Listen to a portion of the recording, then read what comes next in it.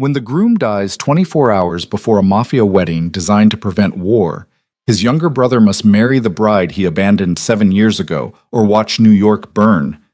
Valentina Moretti would rather put a bullet in Rafael De Luca than stand at an altar with him. He's the man who destroyed her, the man she once loved, the man she'll now share a throne with. But someone orchestrated their separation years ago, and that same enemy is watching, waiting for them to fail. Follow this story to the end, hit that like button, and comment what city you're watching from so I can see how far this tale travels. The rain came down in sheets the night Alessandro De Luca died. Not a gentle rain, not the kind that whispered against windows or pattered softly on umbrellas.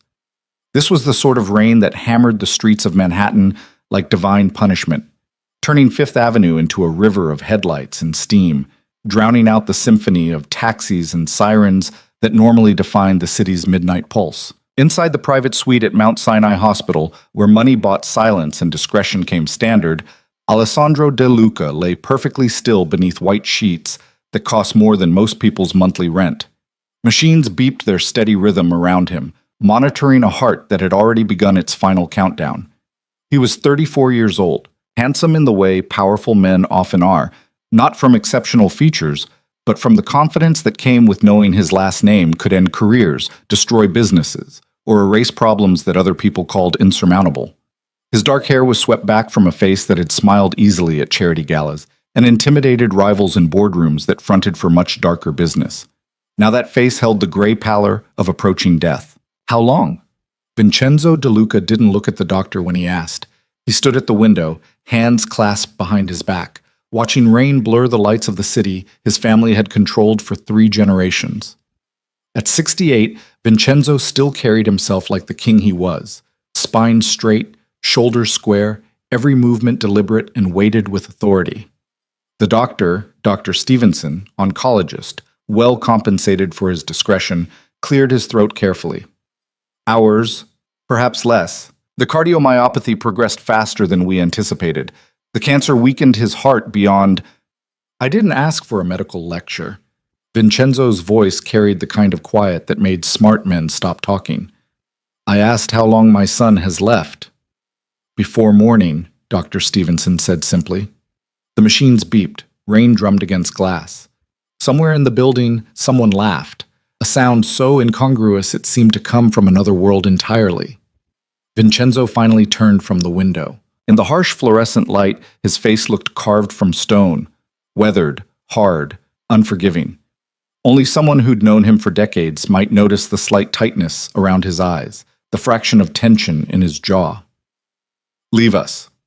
Dr. Stevenson departed with the efficient silence of a man who understood exactly how much his continued employment depended on forgetting everything he'd seen and heard. The door clicked shut. Father and dying son, alone except for the machines that measured the minutes Alessandro had left. Vincenzo walked to the bedside, each footstep deliberate. He looked down at his firstborn, the son he'd groomed since birth to inherit an empire, the heir who'd smiled at the right people and intimidated the right enemies and learned every lesson about power that Vincenzo had taught him.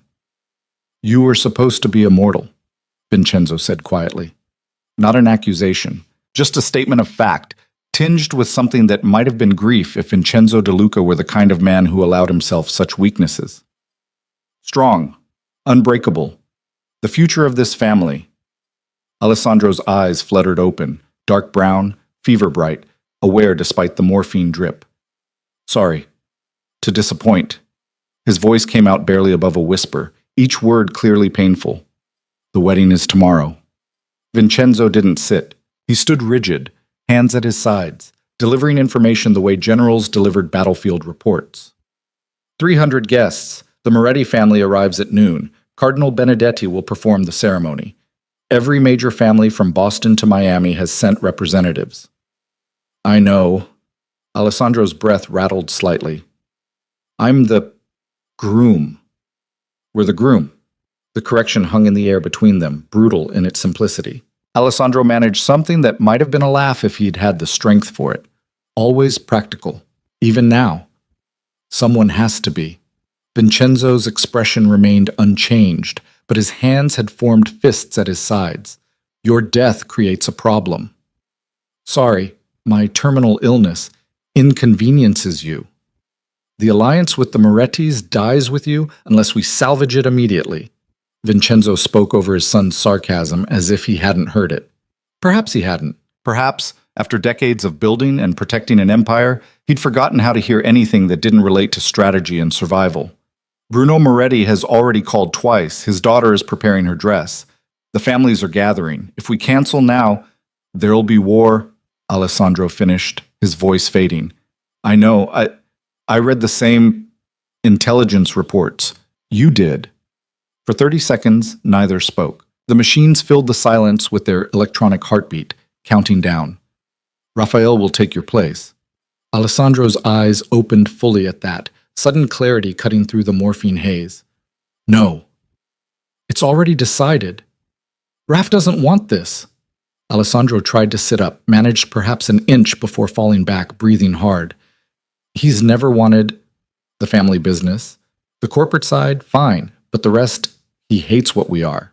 What we are is what keeps us alive, Vincenzo said flatly. And your brother will do his duty just as you've done yours, just as I've done mine. He loved her. The words dropped between them like stones into still water. Vincenzo's expression didn't change, but something flickered in his eyes. Acknowledgement, perhaps. Or warning. That was 7 years ago, Vincenzo said. They were children playing at romance. It ended. Life moved on. You made sure it ended. Alessandro's gaze remained steady, despite the pain carving lines around his mouth. You and Bruno both. Couldn't have. The precious alliance, complicated by something as dangerous as actual love. Love is a luxury, Vincenzo said, and his voice carried absolute certainty. Power is survival. Your brother understands that, even if he pretends otherwise. Does he? Alessandro's breath came shorter now, each word requiring visible effort. Or does he just understand that fighting you is pointless? Vincenzo didn't answer. He turned back to the window, watching rain transform Manhattan into an impressionist painting of light and shadow. The wedding will proceed as planned, he said. Same time, same location, different groom. The families will accept it because they have no choice. Bruno needs this alliance as badly as we do. The Vitelli syndicate is pushing into his territory. The Castellanos are making noise about old debts. Without our support, the Morettis lose half their legitimate business infrastructure within 6 months. And without their political connections and international shipping access, we're vulnerable to federal investigation. Alessandro's voice had faded to barely a whisper. I know the chessboard, Father. I helped design it. Then you understand why this is necessary. I understand why you think it's necessary. Alessandro closed his eyes. But Raph and Valentina, they'll destroy each other, or themselves, or both. They'll do what's required of them. Vincenzo turned back from the window, his face holding the same implacable expression that had intimidated judges, politicians, and rival crime lords for 4 decades. Because the alternative is watching everything 3 generations built burn to the ground. And neither your brother nor Bruno Moretti's daughter is selfish enough to choose personal feelings over family survival. You don't know them. Not really. Alessandro's eyes remained closed, as if looking at his father required more strength than he could spare. You know their files, their capabilities, they're used to you. But you don't know who they are. I know enough. Do you know Raph still has the compass? That made Vincenzo pause. What compass? Valentina gave it to him. Antique, gold, belonged to her grandfather. Alessandro's breathing had become labored, each word costing more. Inscription inside says, for the man who knows where his heart points. Raph keeps it in his desk drawer. 7 years later. Never told anyone. But I saw it when I was looking for contracts last month. Vincenzo said nothing. The machines beeped faster, sensing Alessandro's distress. You're sending him to marry the woman he never stopped loving, the woman who thinks he betrayed her, the woman who's hated him for 7 years because of lies we let her believe. Alessandro opened his eyes one final time. That's not strategy, father. That's cruelty. That's necessity. Vincenzo's voice remained steady, unmoved. And your brother is strong enough to bear it. Strong enough? Something like a smile touched Alessandro's pale lips. Or broken enough that he stopped arguing. Vincenzo didn't answer. He reached out, placed his hand over his son's, a gesture so unexpected that Alessandro's eyes widened slightly. You were a good son, Vincenzo said quietly. A good heir. The family will remember you. Will you? The question hung in the air like smoke. Vincenzo's hand tightened fractionally on Alessandro's, then released. Sleep, he said. I'll make sure everything is handled. He turned and walked to the door, each step measured and deliberate. His hand was on the handle when Alessandro spoke one final time. Raf deserves better than what we made him. Vincenzo paused, didn't turn around. We all deserve better than what we're made into, he said, but we work with what we have. The door closed behind him with a soft click. Alessandro De Luca died 43 minutes later, alone except for machines that measured the exact moment his heart stopped beating. By morning, the city would know. The De Luca heir, dead of sudden cardiac arrest. A tragedy. An unexpected loss. A reminder that even power couldn't buy immortality. But the wedding would proceed, because in the world of organized crime, love was negotiable, loyalty was currency, and marriage was just another merger that needed the right signatures. The call came at 3:47 a.m. Rafael De Luca didn't need to look at the phone to know what it meant. Calls at this hour were never good news, and he'd been expecting this particular brand of bad news for weeks. He answered on the second ring, not bothering with pleasantries. When? 20 minutes ago. His father's voice carried no emotion, just flat delivery of facts. Cardiac arrest. Dr. Stevenson said he didn't suffer. Raphael stood at the window of his Tribeca loft, looking out at Manhattan's pre-dawn darkness. Rain had finally stopped, leaving the streets slick and gleaming under sodium lights. You want me to come to the hospital? No point. The body's being transferred to Moretti and Sons, the funeral home that had handled De Luca deaths for 3 generations. We'll announce at 8 a.m. You need to be at the estate by 9. For what? To prepare for your wedding. The words landed like a physical blow. Raphael's hand tightened on the phone. My what? You heard me. No sympathy in Vincenzo's voice, no room for argument. The alliance with the Morettis proceeds as planned. Same time, same location. You'll take Alessandro's place.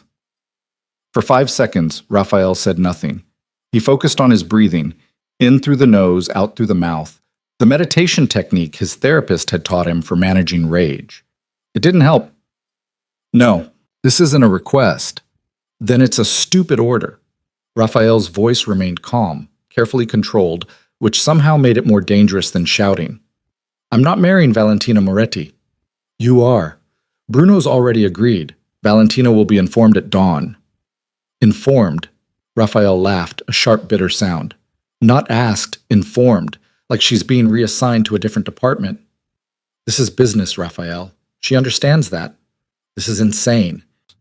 Raphael turned from the window, pacing the length of his minimalist loft.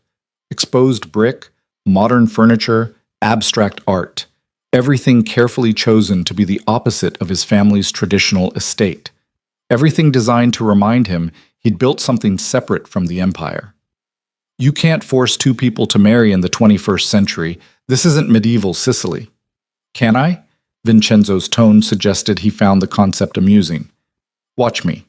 The wedding is at 4 p.m. Wear the Armani, not the Tom Ford. Armani photographs better. I'm not doing this. Then you're condemning both families to war. The amusement vanished from Vincenzo's voice, replaced by cold calculation. The Vitellis are already moving product through Moretti ports. The Castellanos have approached 3 of our city council members with very generous offers.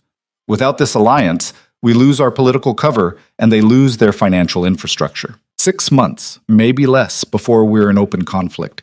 People die in open conflict, Raphael, including people you care about. Raphael stopped pacing. That's emotional manipulation. That's reality. You can call it whatever helps you sleep at night. Vincenzo paused. Alessandro understood what was at stake. He was prepared to do his duty.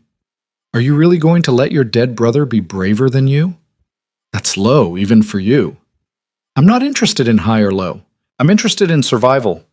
Vincenzo's voice took on a harder edge. You want to play businessman, pretend you're legitimate, keep your hands clean? Fine. I've let you have that. But the business that pays for your loft, your art collection, your carefully maintained distance from the family, that business needs this alliance, so you can put on the suit, say the words, and preserve what 3 generations built. Or you can let pride destroy everything and get a lot of people killed in the process. Raphael closed his eyes. Behind his eyelids, he saw Valentina as she'd been 7 years ago, 21 years old, wearing a sundress the color of honey, laughing at something he'd said in the garden of his family's estate. Before everything went wrong, before the lies that had been carefully planted and eagerly believed, before she'd looked at him with hate instead of love. She despises me, he said quietly. Then you'll have something in common since you clearly despise her too. Vincenzo paused. Or is that what you're telling yourself these days? What's that supposed to mean? It means Alessandro wasn't the only one I had watching. It means I know you drove past her gallery 3 times last month. It means I know about the charity fundraiser you attended specifically because her name was on the host committee, even though you left before she arrived. It means you're not nearly as over Valentina Moretti as you pretend to be. Raphael's jaw clenched. You're having me followed. I'm keeping track of my assets, and you, whether you accept it or not, are a DeLuca, which means your personal feelings are secondary to family interests. Vincenzo's voice softened fractionally, the closest he ever came to paternal. The wedding is at 4 p.m. Valentina will be there because she understands duty. The question is whether you do. The line went dead. Raphael stood in his loft, phone still pressed to his ear, watching the city begin its transition from night to dawn. Somewhere out there, Valentina was probably getting the same call, same ultimatum, same impossible choice that wasn't really a choice at all. He wondered if she still hated him as much as she had 7 years ago. He wondered if hate would be enough to get them both through this. He wondered if his father was right, if some part of him had never stopped driving past her gallery, attending events where he might catch a glimpse of her, keeping the antique gold compass in his desk drawer because throwing it away would mean admitting she was really gone. His phone buzzed. Text message from his father. 9 a.m. Estate, don't be late. Raphael looked at it for a long moment, then threw the phone onto his sofa hard enough that it bounced. The sun was starting to rise over Manhattan, painting the sky in shades of gold and amber. In 13 hours, he was getting married. To the woman he'd loved. To the woman who hated him. To the woman he was being forced to stand beside while the whole criminal underworld watched and waited for them to fail. Raphael walked to his desk, opened the bottom drawer, and pulled out the antique compass. Brass and gold, warm in his palm, worn smooth from age. He clicked it open, read the inscription he'd memorized years ago. For the man who knows where his heart points. He'd always known where his heart pointed. That was the problem. Moose. Valentina Moretti learned she was getting married in approximately 12 hours while she was in the middle of destroying a very expensive vase. Not on purpose. She'd been reaching for her coffee when her phone rang, and her father's name on the caller ID had made her hand jerk sideways. The vase, 18th century Venetian glass, a gift from her mother, one of the few possessions she actually cared about, toppled off the breakfast bar and shattered across her kitchen floor in an explosion of blue and amber fragments. She stared at it for 3 full seconds, watching coffee seep across the hardwood toward the broken glass before answering the call. Tell me Alessandro isn't dead. He died an hour ago. Bruno Moretti's voice was steady, controlled, giving away nothing. Cardiac arrest. Peaceful, from what Vincenzo said. Valentina closed her eyes. She hadn't loved Alessandro. Their engagement had been a business arrangement from the start, entered into with clear eyes and realistic expectations. But he'd been kind, funny in his own dark way, someone she could have built a partnership with, if not a romance. I'm sorry, she said, and meant it. So am I. He was a good man. Bruno paused. The wedding still happens today. Valentina's eyes snapped open. What? 4 p.m. Same venue, same guest list. Raphael will take Alessandro's place. For a moment, Valentina forgot how to breathe. The kitchen seemed to tilt sideways, reality shifting into something surreal and impossible. No. It's already arranged. Vincenzo and I spoke. The alliance is too critical to both families to let Alessandro's death derail it. Raphael has agreed to... I don't care what Raphael agreed to. Valentina's voice came out cold and sharp as the broken glass scattered across her floor. I'm not marrying him. Valentina, I'd rather marry a stranger off the street. I'd rather marry one of the Vitelli's sons. I'd rather stand at that altar alone. Each sentence came out harder, faster. I am not marrying Raphael De Luca. You are. Bruno's voice remained maddeningly calm. Because the alternative is watching both our families bleed in the streets. The Vitellis are already pushing into our ports. The Castellanos are offering our political contacts better deals. Without the De Luca alliance, we lose our financial infrastructure within months. And without our connections, they lose their political protection. This isn't about your personal feelings. My personal feelings? Valentina laughed, high and brittle. Is that what we're calling it? When the man you're forcing me to marry is the same man who... She cut herself off. 7 years, and it still hurt to say it aloud. Who what? Bruno's tone shifted slightly. Who ended a teenage romance? Who went on to build a successful, legitimate business career? Who's been nothing but professional in every interaction we've had with him? Who destroyed me? The words came out quieter than she'd intended, more honest than she'd wanted to be. Silence on the other end of the line. Then, what happened between you and Raphael De Luca 7 years ago? You don't know? Valentina opened her eyes, stared at the broken vase. Shattered glass, beautiful pieces that would never fit back together, no matter how carefully you tried. Everyone knows. I know there was some kind of relationship. I know it ended. I know you started seeing Alessandro 6 months later and agreed to the engagement. Bruno's voice was carefully neutral. I don't know details because you never shared them. Because there was nothing to share. Valentina bent down, started picking up the larger pieces of glass, welcoming the sharp edges against her fingers. I was young and stupid. I thought he loved me. He was using me to gain leverage with our family. When he got what he wanted, he moved on. Standard mob prince behavior. That doesn't sound like Raphael De Luca. You don't know him. I know he's never shown interest in the family business beyond the legitimate corporate holdings. I know he's built a reputation for keeping his word. I know... You know the version of himself he shows in boardrooms, Valentina interrupted. I knew the version that existed behind closed doors. And that version was very good at making a naive 21-year-old believe she was special when she was really just a strategic asset. More silence. Valentina continued picking up glass, letting the small cuts on her fingers ground her in something physical and real. I'm not going to pretend this is ideal, Bruno said finally, but it's necessary. And you're strong enough to handle it. Strong enough to marry the man I hate most in the world? Strong enough to put family survival ahead of personal pain. Bruno's voice softened fractionally. I wouldn't ask this if there were any other option, but there isn't. The families are gathering. The ceremony is in 12 hours. You can show up and help preserve what we've built, or you can refuse and watch it all burn. Valentina set down a handful of broken glass, watched blood well up from a cut on her palm. She focused on that, the sharp, clean pain of it. Physical. Manageable. So much easier than the other kind. Does he know I'm being told? She asked. Or did you and Vincenzo decide to surprise us both? He was informed an hour ago. Same conversation, I imagine. And he agreed, just like that? Valentina couldn't keep the bitterness from her voice. Of course he did. Why wouldn't he? It's just another business merger to him. I don't know what happened between you, Bruno said, but I know my daughter, and I know that hate this strong usually has another name. Valentina's hand clenched around a piece of glass. Blood dripped onto the hardwood. What's that supposed to mean?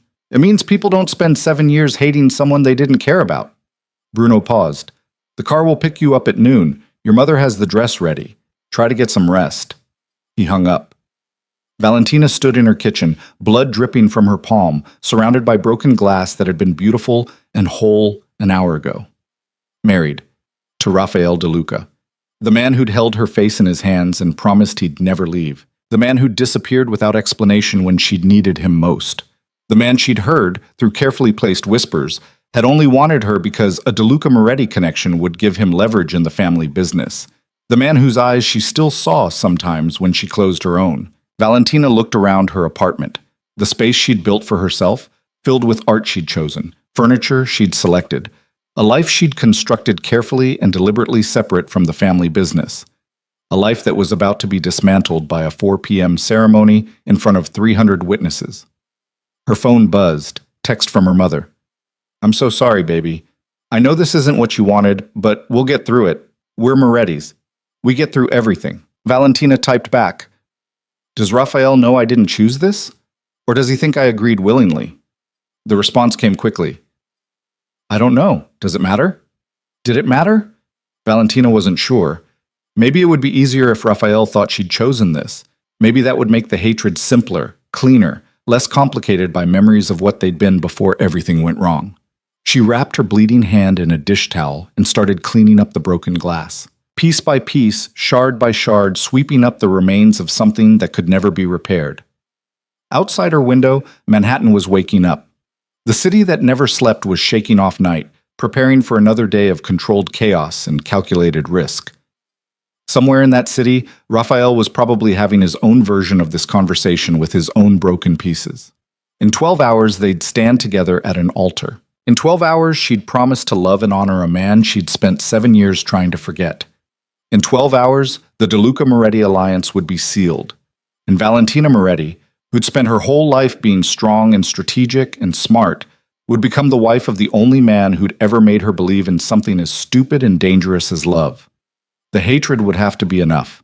It had to be. Because the alternative, admitting that some part of her had never stopped wondering what if, was more terrifying than anything else the next 12 hours could bring. But Samson, the DeLuca estate sat on 20 acres in Westchester County, surrounded by walls that looked decorative but were reinforced with steel, monitored by cameras that never blinked, and patrolled by men who carried guns under tailored jackets. The main house was a sprawling Mediterranean-style villa that had been in the family since the 1950s, all cream stone and terracotta tiles, fountains, and gardens that required a staff of 12 to maintain. Raphael had always hated it. Too many memories. Too many rooms where his father had delivered lessons about power and legacy. Too many corners where the weight of 3 generations pressed down like atmospheric pressure, making it hard to breathe. He pulled his Audi through the gates at 8:47 a.m., 13 minutes early, because Vincenzo DeLuca had taught both his sons that punctuality was the difference between respect and weakness. The morning sun slanted through ancient oak trees, throwing shadows across the circular driveway where a crew was already setting up for the ceremony that would happen in 7 hours. White chairs arranged in perfect rows. A flower-covered archway. Tables for a reception that would host 300 of the most dangerous people on the eastern seaboard, all pretending this was a celebration instead of a business transaction sealed with champagne and vows. Raphael parked near the service entrance and sat for a moment, hands on the steering wheel, trying to find the calm detachment that had gotten him through the last 7 years. The ability to compartmentalize, to separate what he wanted from what he had to do, to keep moving forward even when everything in him screamed to run. It wasn't working.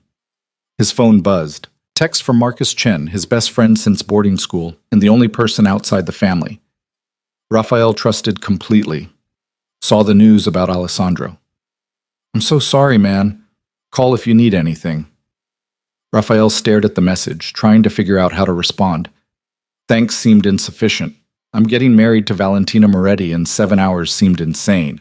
I think I'm about to destroy what's left of my life seemed too honest. He typed, "Appreciated. Complicated day ahead." Then deleted it and just sent, "Thanks." The front door of the estate opened. His father stood there, dressed in a charcoal suit that probably cost more than most people's cars, looking exactly as composed as he had at 3 in the morning when he'd delivered the news about Alessandro. Raphael climbed out of the car and walked toward the house, each step feeling heavier than the last. "You look like hell," Vincenzo observed. "Didn't sleep." "Neither did I." Vincenzo stepped aside to let Raphael enter. "Alessandro's body is at the funeral home. We'll have a private viewing tonight, full service on Thursday." The announcement went out at 8. Wall Street Journal, New York Times, all the major networks. Tragic loss, unexpected illness, family requests privacy. Raphael nodded, following his father through the marble foyer into the study where Vincenzo conducted the business that never appeared in official records. Dark wood paneling, leather furniture, walls lined with books that had been chosen for their bindings rather than their content. A room designed to impress and intimidate in equal measure. Sit. Vincenzo gestured to one of the leather chairs and moved to the sideboard. He poured 2 glasses of scotch despite the early hour, handed one to Raphael. To Alessandro. He deserved better than the hand he was dealt. They drank in silence. The scotch burned going down, smoky and expensive, probably worth more per ounce than Raphael wanted to calculate. The Morettis arrive at noon, Vincenzo said, settling into the chair behind his desk. Bruno, his wife Elena, and Valentina. They'll use the West Wing to prepare. You'll stay in the East Wing. I don't want you two seeing each other before the ceremony. Traditional, Raphael said dryly. How quaint. Strategic. The last thing we need is you and Valentina having it out before you've said the vows. Vincenzo studied Raphael over the rim of his glass. How are you planning to handle this? Handle what? The wedding? The marriage? The fact that I'm marrying a woman who hates me? All of it. Raphael took another drink. With as much dignity as I can manage and as little emotion as possible. Say the words, sign the documents, smile for the cameras. Isn't that the DeLuca way? That's the survival way. Vincenzo leaned back in his chair. But you're going to have to live with her after the ceremony ends. You'll be sharing a home, attending events together, presenting a united front. That requires more than just going through the motions. We'll figure it out. Raphael set down his glass harder than necessary. People have successful arranged marriages all the time. We're both intelligent adults. We can be civil. Civil. Vincenzo's expression suggested he found that amusing. Is that what you think this will be? What else would it be? Complicated. Vincenzo steepled his fingers, watching Raphael with the same calculating gaze he'd used when teaching his sons to play chess. You loved her once. She loved you. Then something happened, something neither of you has ever fully explained.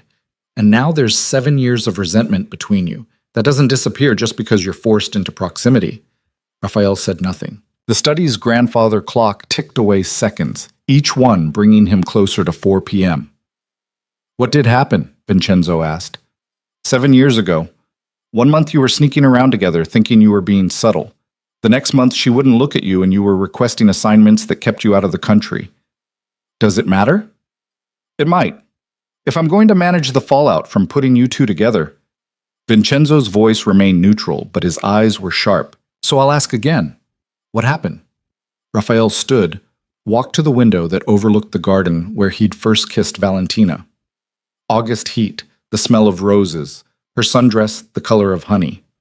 She'd tasted like champagne and laughter, and when she'd looked at him, he'd felt like someone worth becoming. Someone told her I was using her, Raphael said quietly, that the whole relationship was a strategy to gain influence with the Moretti family. That I'd bragged about it to Alessandro, said she was an easy target because she was young and naive. Who told her that? I don't know. She wouldn't say. Just looked at me like I was something she'd scraped off her shoe and told me we were done. Raphael's hand formed a fist against the window frame. I tried to explain. She wouldn't listen. Said she'd heard it from someone she trusted, someone who had no reason to lie. And you just accepted that? Gave up? I was 25 and she'd already made up her mind. Pride got in the way. Raphael turned from the window. A month later, I heard she'd started seeing Alessandro. 6 months after that, they were engaged. So clearly, she didn't waste much time grieving our relationship. Vincenzo was quiet for a long moment. When he spoke, his voice was careful. Did you ever consider that someone might have been manipulating both of you? Raphael froze. What? You said someone told Valentina you were using her. Someone she trusted, someone with no reason to lie. Vincenzo set down his scotch. Did you ever wonder who that someone was, and what they might have gained from driving you apart? The implication settled over Raphael like ice water. You think someone deliberately sabotaged us. I think a romantic relationship between a DeLuca son and a Moretti daughter, back before any alliance was formalized, would have been seen as dangerous by certain people. Vincenzo's expression remained neutral. Love is unpredictable. It makes people do stupid things, choose each other over family interests. Much safer to arrange something strategic, controlled, without messy emotions involved. Raphael stared at his father. You knew. I suspected. After the fact. Vincenzo picked up his scotch again. By then the damage was done. You were buried in work overseas. She was engaged to Alessandro. Bringing it up would have accomplished nothing except reopening wounds. So you just let me believe... Raphael cut himself off, breathing hard. For 7 years. You let me think she'd chosen Alessandro over me because I wasn't good enough or powerful enough or whatever the hell I convinced myself of. You let her think I'd used her. Would the truth have changed anything? You were both committed to other paths by then. It would have changed everything. Raphael's voice came out low and dangerous. She wouldn't have spent 7 years hating me. I wouldn't have spent 7 years wondering what I did wrong. And what would you have done with that information? Vincenzo asked calmly. Broken her engagement to your brother? Started a conflict between our families before any alliance was in place? Let emotion dictate strategy? Raphael wanted to throw something, preferably at his father's implacable face. Who was it? He asked instead. Who told her the lies? Does it matter now? They're dead. Vincenzo said it casually, like he was commenting on the weather. Heart attack 2 years ago. Very sudden. Very convenient. Raphael processed that. His father's version of convenient usually involved arrangements that couldn't be traced. You killed them. I removed a problem that had caused unnecessary damage to family interests. Vincenzo's expression didn't change. Once I verified what they'd done, it seemed prudent to ensure they couldn't cause similar problems in the future. You should have told me. Why? So you could do something rash, make demands, try to win back a woman who was engaged to your brother? Vincenzo shook his head. Better to let sleeping dogs lie. Better to let both of you move forward. Forward, Raphael laughed bitterly. Is that what we're calling this? Being forced into marriage because Alessandro died and the alliance is too valuable to lose? You're being given a second chance, Vincenzo said quietly. Whether you're smart enough to take it is up to you. Before Raphael could respond, there was a knock at the door. Vincenzo's assistant, a woman named Margaret, who'd been with the family for 30 years and knew more secrets than the FBI, stuck her head in. The Morettis just pulled through the gate, she said, 5 minutes out. Raphael's stomach dropped. Thank you, Margaret. Vincenzo stood, smoothed his jacket. Raphael, go upstairs. Use your old room. The stylist will be up in 20 minutes to make sure you're presentable. I'll handle the Morettis. You should do exactly what I'm telling you to do. Vincenzo's voice held a note of steel. Let me manage the politics. You focus on getting through the ceremony without looking like you're being marched to your execution. Raphael wanted to argue, but the weight of exhaustion and shock and the scotch on an empty stomach made resistance feel pointless. He left the study, climbed the sweeping marble staircase to the second floor, and walked down the hallway to his childhood bedroom. The room had been maintained exactly as he'd left it when he'd moved out at 22. Dark furniture, neutral colors, nothing personal or revealing. A hotel room masquerading as a home. Through the window, he could see a black Mercedes pulling up to the main entrance. 3 people climbed out. Bruno Moretti, distinguished and dangerous in equal measure, moving with the confidence of a man who owned half the city's port authority. Elena Moretti, elegant in a way that made expensive clothes look like an afterthought, holding herself with the poise that came from decades navigating the criminal underworld's social landscape. And Valentina. Even from this distance, even after 7 years, Raphael would have known her anywhere. She'd cut her hair. It fell just past her shoulders now instead of down her back, dark and glossy in the morning sun. She wore simple black pants and a silk blouse, no jewelry except small gold earrings. She looked composed, controlled, absolutely nothing like the girl who used to laugh at his terrible jokes and steal his jackets and kiss him like the world might end any second. She looked like someone who'd learned to build walls. Raphael watched her follow her parents into the house, watched her disappear from view, and felt something twist in his chest. Second chance, his father had said. It didn't feel like a second chance. It felt like being handed broken pieces and told to build something beautiful while pretending the edges weren't still sharp enough to draw blood. His phone buzzed. Text from an unknown number. We need to talk, before the ceremony. Alone. V. Raphael stared at the message. Valentina had his number, obviously, had probably had it for years even though they'd never used it. The idea of talking to her alone made something close to panic rise in his throat. He typed back, "Your father and mine won't like that." The response came immediately. "Since when do you care what our father's like?" Fair point. Raphael took a breath, then typed, "Garden, 2 p.m., 1 hour before ceremony." 3 dots appeared, disappeared, appeared again. Finally, fine.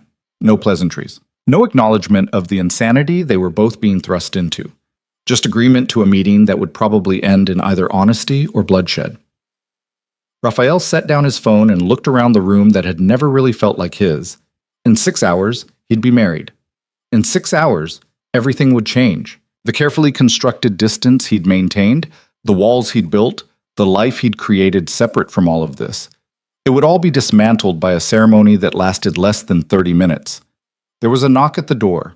The stylist, presumably, here to make sure he looked acceptable for his own shotgun wedding.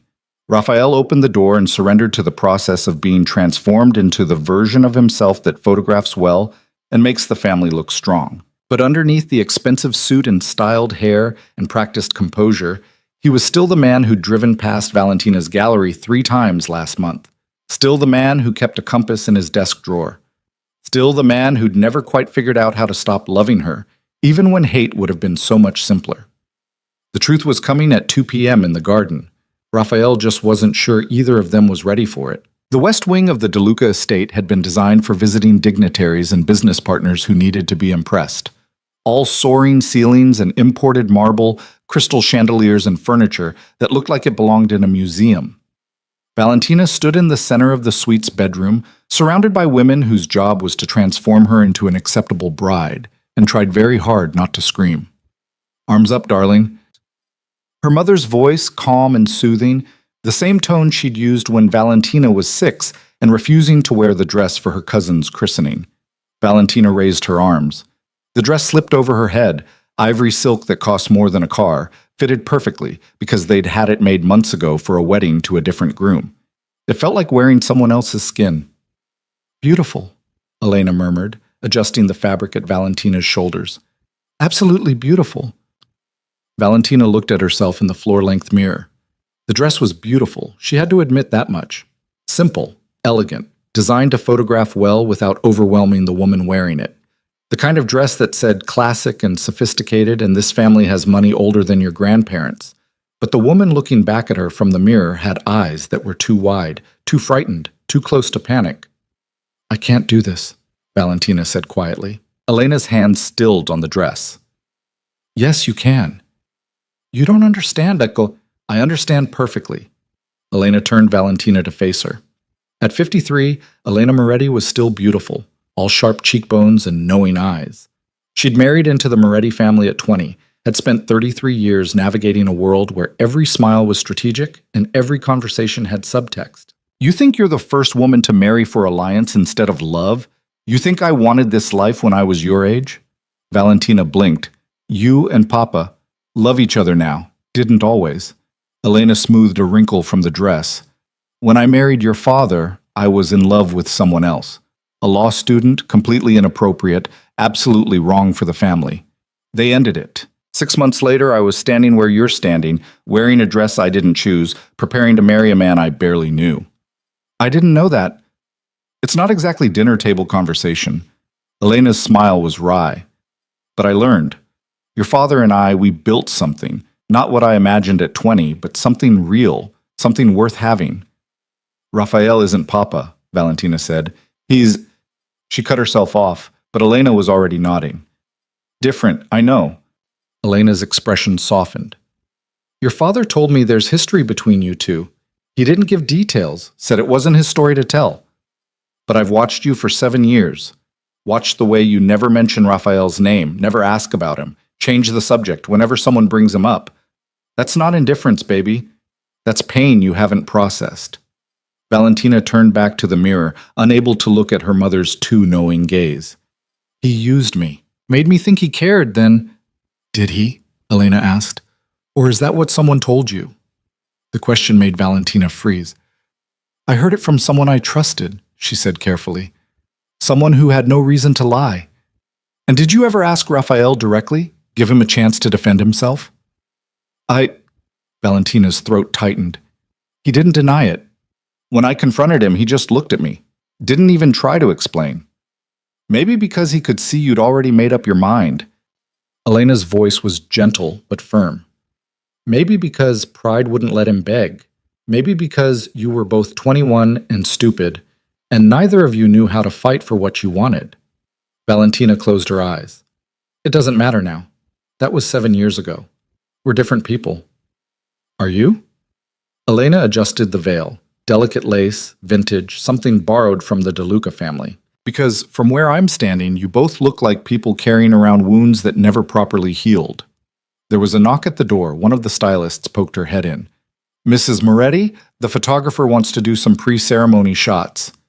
Give us 5 minutes, Elena said. The stylist disappeared.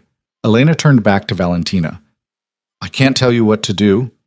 This is your life, your choice, even if it doesn't feel like you have choices right now. But I can tell you this. Holding on to hate and resentment is like drinking poison and expecting the other person to die. It destroys you from the inside. So what am I supposed to do? Forgive him? Pretend the last 7 years didn't happen? I'm saying maybe the story you've been telling yourself isn't the whole truth. Elena cupped Valentina's face in her hands. And maybe, if you're going to be married to this man, you owe it to yourself to find out what really happened, before the bitterness calcifies into something you can't recover from. Valentina wanted to argue, wanted to cling to the certainty of her anger, the safety of her resentment. It was so much easier to hate Raphael than to consider the possibility that she'd been wrong, that they'd both been wrong, that someone had deliberately destroyed something that might have been extraordinary. I texted him, she admitted, asked to meet before the ceremony. Elena's eyebrows rose. Smart. What did he say? He agreed. 2 p.m. in the garden. The garden? Elena's smile was knowing. Where it all started? I didn't think about that. But of course she had. Some part of her had absolutely thought about it, had chosen that location deliberately, had wanted to see if the garden still looked the same or if 7 years had changed it as much as it had changed them. You have 4 hours until the ceremony, Elena said. 2 hours until you see him. My advice? Stop being afraid of the truth. Whatever it is, knowing is better than this limbo you've been living in. There was another knock. Mrs. Moretti, the photographer, is getting insistent. We're coming. Elena stepped back, examining Valentina with a critical eye. You look beautiful. More importantly, you look strong. Whatever happens today, remember that. You're a Moretti. We don't break. We bend, Valentina finished. It was something her mother had told her since childhood. We bend, Elena confirmed. And when we straighten back up, we're stronger for it. The next 2 hours blurred together in a haze of photographs and makeup touch-ups and small talk with relatives who'd arrived early. Valentina smiled and nodded and said all the appropriate things while her mind spun in circles. At 1:52 p.m., she slipped away from the chaos of the West Wing, changed out of the wedding dress and back into her black pants and silk blouse, and made her way through the estate's labyrinthine hallways toward the garden. She'd only been to the DeLuca estate a handful of times, but she remembered the route like it had been carved into her bones. Through the east corridor, past the portrait gallery, where 3 generations of DeLuca men stared down with identical expressions of casual menace, down the back stairs, through the conservatory. The garden opened before her, exactly as she remembered. Manicured hedges and rose bushes, a fountain in the center where water caught the afternoon light. Stone benches tucked into alcoves, the smell of jasmine and fresh-cut grass. 7 years ago, she'd met Raphael here after midnight. He'd climbed the estate's wall, risking his father's wrath and her father's bullets, just to see her. They'd sat on one of those stone benches and talked until dawn, about everything and nothing, about the futures they wanted and the pasts they were trying to escape. She'd told him about wanting to open an art gallery, about dreams that didn't involve family politics or strategic marriages. He told her about wanting to build something legitimate, about proving you could be a DeLuca without being a criminal. He'd kissed her as the sun came up, and she'd thought, this is what it's supposed to feel like. Now she stood in the same garden, waiting for the same man, and everything had changed. Footsteps on the stone path. Valentina turned. Raphael stood 20 feet away, backlit by afternoon sun, wearing dark pants and a white shirt with the sleeves rolled up. No suit jacket, no tie, like he'd wanted to look as unlike the polished version of himself as possible. 7 years had sharpened his features, added lines around his eyes, given him an edge that hadn't been there at 25. His dark hair was longer than she remembered, slightly disheveled like he'd been running his hands through it. He looked tired and wary and heartbreakingly familiar. They stared at each other across 20 feet of garden that might as well have been an ocean. "Hi," Raphael said finally. "Hi, Po." Valentina's voice came out steadier than she felt. "You cut your hair. You grew yours out." Silence. The fountain burbled. Somewhere in the distance, workers were setting up chairs for a ceremony neither of them wanted. "This is insane," Raphael said. "All of it. The wedding, the alliance, the fact that we're both just going along with it. You could have said no. So could you. And watch both families destroy each other?" Valentina shook her head. "We're not children anymore, Raphael. We both understand what's at stake. Understanding it doesn't make it less insane." Raphael took a step closer. "Valentina, why did you do it?" The question burst out of her before she could stop it. 7 years ago. Why did you pretend to care about me when it was just strategy?" Raphael's expression shifted. Confusion, then something that looked like pain. "What are you talking about?" "Don't." Valentina's hands formed fists at her sides. "Don't pretend you don't know what I mean. I heard you. Bragging to Alessandro about how I was easy to manipulate, how young I was, how perfect for gaining leverage with the Moretti family." "You heard me say that?" Raphael's voice went very quiet. "You personally heard me say those words?" "Someone I trusted told me." "Who?" "It doesn't matter who. It absolutely matters who." Raphael closed the distance between them in 3 strides. "Because I never said any of that. Not to Alessandro, not to anyone. Whoever told you I did was lying." Valentina stepped back, hitting the stone bench. "Why would they lie?" "I've spent the last few hours asking myself the same question." Raphael's eyes searched her face. "But I think I know the answer. Someone wanted us apart. Someone who saw a relationship between us as dangerous because it wasn't controlled, wasn't strategic, wasn't part of their plan. That's convenient. 7 years later, and suddenly there's a conspiracy. My father confirmed it this morning." Raphael's voice cut through her sarcasm. "He knew. Not at the time, but after. Someone close to both families fed you lies about me, and probably fed me lies about you.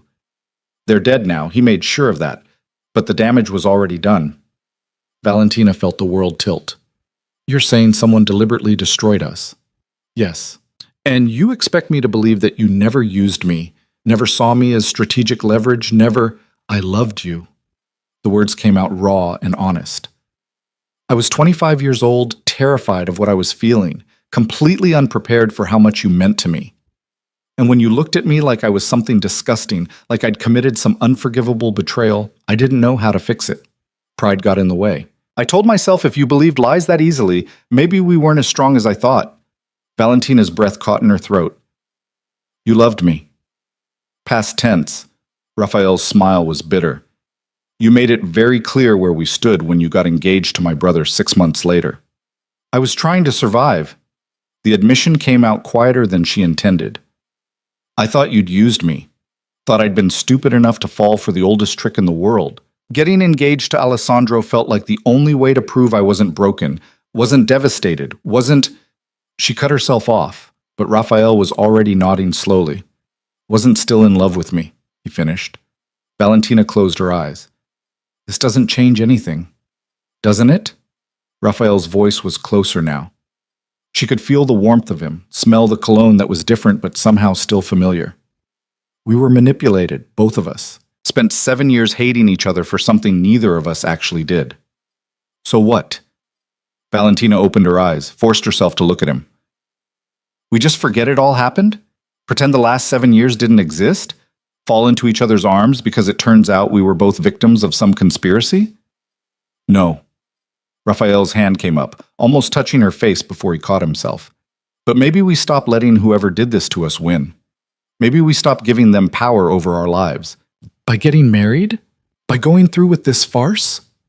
By being honest with each other." Raphael's dark eyes held hers. I don't know how this works, Valentina. I don't know how we come back from 7 years of hurt and resentment and carefully cultivated hatred. But I know that walking into that ceremony still believing lies about each other is a recipe for disaster, for both of us. Valentina wanted to argue, wanted to hold on to her anger because it was familiar and safe, and infinitely easier than this. Than standing in a garden where she'd once believed in forever, looking at a man who'd just turned her entire world sideways with a truth she hadn't prepared for. I don't forgive you, she said finally. Even if you're telling the truth, even if we were both manipulated, 7 years is a long time. You became someone else. I became someone else. I know. And I don't know if I can trust you. Maybe I never could. I know that too. So what do we do? Valentina's voice cracked slightly. We have an hour until we're supposed to stand up there and promise things we don't mean to each other. How do we do that knowing what we know now? Raphael was quiet for a long moment, his gaze searching her face like he was trying to memorize it, or perhaps trying to see past 7 years of walls to whoever she used to be. We make different promises, he said finally. Not love and honor and all the traditional bullshit neither of us believes in right now, but honesty and respect and maybe a chance to figure out who we actually are instead of who we were told to be. That's not a marriage. No, Raphael agreed. But it's a start, and it's more than we had 5 minutes ago. The church bells from the estate's chapel began to chime. 2:30, 90 minutes until the ceremony. Valentina looked at Raphael, really looked at him, past her assumptions and bitterness and carefully constructed narrative. She saw exhaustion in the lines around his eyes, saw pain in the set of his shoulders, saw something that looked like hope warring with resignation in his expression. He'd loved her once. Maybe still did, in whatever form love could take after being starved and ignored for 7 years. And she didn't know what she felt. Too much? Too fast? Too complicated to untangle in a garden while relatives gathered and photographers prepared.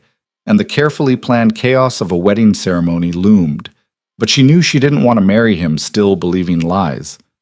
Honesty, she said, and respect, and separate bedrooms. Raphael's mouth quirked. Deal. Anything else? We don't pretend this is something it's not.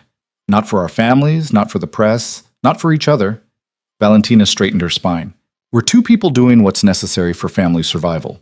We'll be civil, professional. We'll present a united front. But we don't owe each other hearts we don't have to give. Agreed. Raphael held out his hand. Partners? Valentina looked at his outstretched hand, remembering another hand that had held hers while they watched the sunrise, that had traced patterns on her skin, that had made her believe in impossible things. This wasn't that hand. This was the hand of a stranger wearing a familiar face, offering a business arrangement disguised as a second chance. She took it. His palm was warm against hers, calloused in unexpected places, his grip firm but not possessive. They shook like executives closing a deal, then stood there in the garden holding onto each other's hands, a fraction too long. I should get back, Valentina said, pulling away first. Your mother will send a search party if I disappear for too long. My father's already assembled one. He doesn't like variables he can't control. Raphael stepped back, creating distance. Valentina? She paused on the path. Yeah? For what it's worth. His voice was soft. I'm sorry. For all of it. For not fighting harder 7 years ago. For letting pride win. Don't. Valentina turned to face him.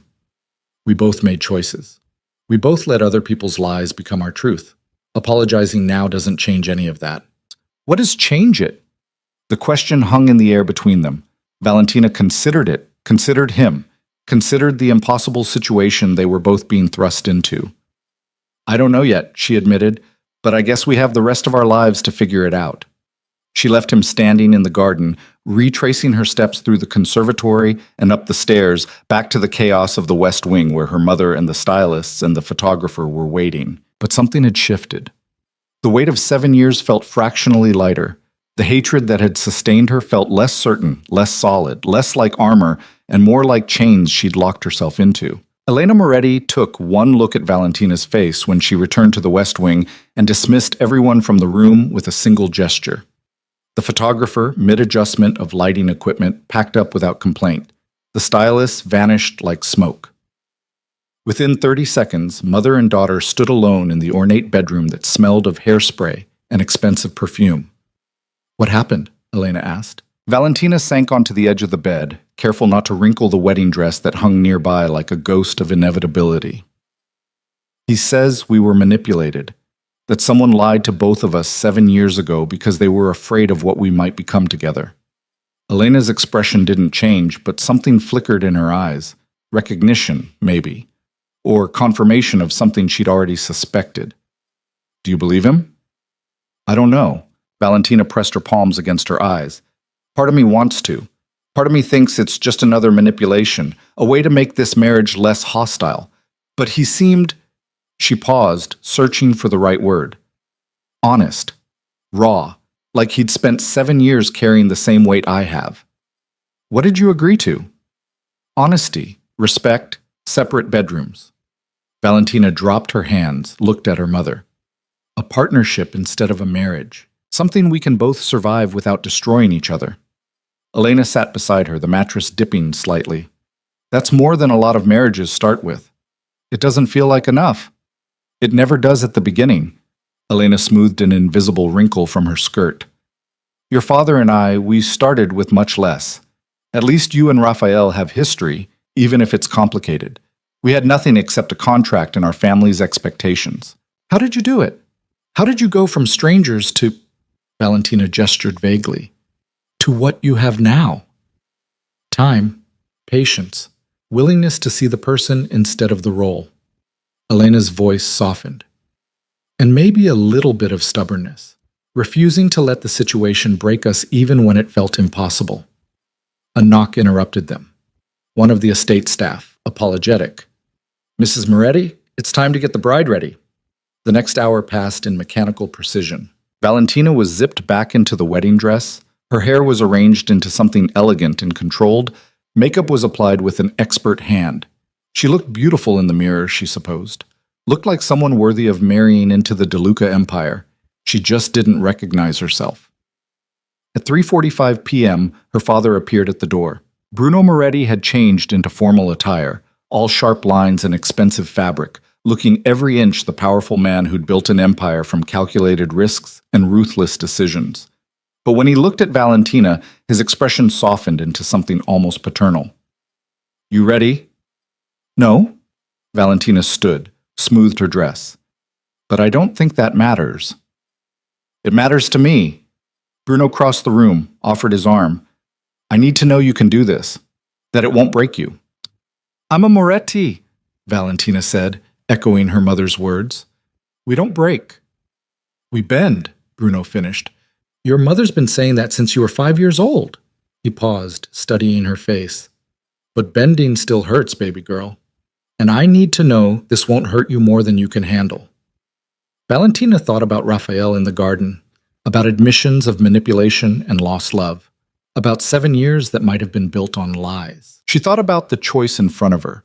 Marry a man she'd spent years hating for reasons that might not even be real, or refuse and watch everything burn. "I talked to him," she said quietly. "Before. In the garden." Bruno's eyebrows rose fractionally. And I think someone played us both, 7 years ago. Someone who wanted us apart badly enough to destroy what we had." Valentina met her father's gaze. "Did you know?" The question landed heavy between them. Bruno was silent for a long moment, his jaw working like he was choosing words carefully. "I suspected," he admitted finally. "After you got engaged to Alessandro. The timing was too perfect, the narrative too clean.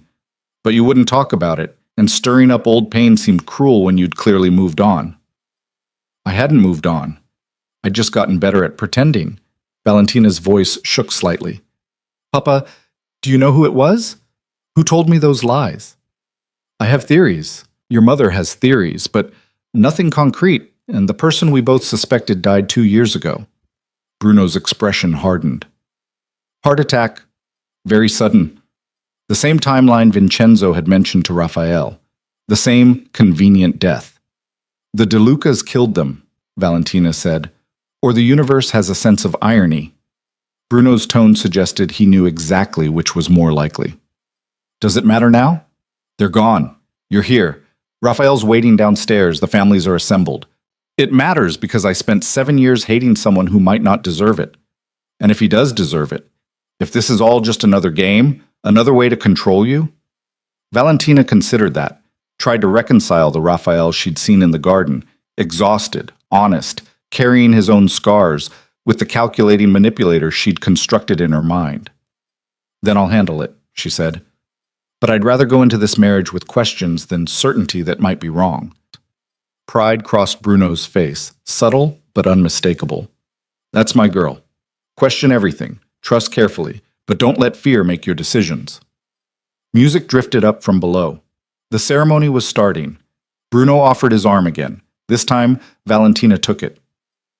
They walked through the estate's hallways, down the grand staircase toward the French doors that opened onto the garden where 300 guests waited in perfect rows. Valentina could see them through the glass, politicians and judges, business moguls and crime lords, all dressed in expensive clothes and pretending this was a celebration instead of a strategic alliance. At the end of the White Runner, Raphael stood beside his father. Even from this distance, Valentina could see the tension in his shoulders, the careful neutrality of his expression. He'd put on the full armor, tailored Armani suit and charcoal gray, crisp white shirt, silver tie that probably cost more than most people's monthly rent. He looked like money and power and control. But she'd seen him an hour ago, disheveled and honest, offering partnership instead of pretense. The question was which version was real. The music shifted, Wagner's bridal chorus, because someone had decided traditional was the way to go despite nothing else about this wedding being remotely normal. The French doors opened. 300 faces turned to watch. Valentina lifted her chin, straightened her spine, and walked forward on her father's arm like she was entering a battlefield instead of a wedding ceremony. Because maybe she was. Raphael watched Valentina approach and forgot how to breathe.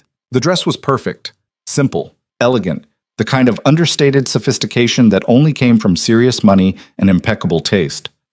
Her dark hair was swept up, exposing the line of her neck, small diamonds glinting at her ears. She looked like a Renaissance painting come to life, beautiful and untouchable and absolutely terrifying. But it was her eyes that held him, dark and direct, meeting his gaze across the length of White Runner without flinching, without hesitation. She looked like she was walking toward execution or revolution, prepared for either, afraid of neither. She reached the end of the aisle. Bruno placed her hand in Raphael's with a look that clearly communicated, if you hurt her, I will end you regardless of alliance. Raphael nodded slightly, message received and understood. Then it was just the two of them, standing together while Cardinal Benedetti opened his leather-bound book and began the ceremony that would legally and spiritually bind them together. Raphael barely heard the words. He was too focused on Valentina's hand in his, cold despite the warm afternoon, trembling slightly despite her composed expression. Too focused on the way she wouldn't quite meet his eyes, like she was afraid of what she might see there. Rafael Alessandro De Luca, the cardinal intoned, do you take Valentina Maria Moretti to be your lawfully wedded wife, to have and to hold, from this day forward, for better or for worse, for richer or for poorer, in sickness and in health, until death do you part? The garden was silent. 300 people held their breath. Raphael looked at Valentina, really looked at her, past the dress and the makeup and the careful composure. Saw the girl who'd stolen his heart in this same garden 7 years ago. Saw the woman she'd become despite everything, strong, wary, magnificent in her refusal to break. I do, he said quietly. Valentina's hand tightened fractionally in his.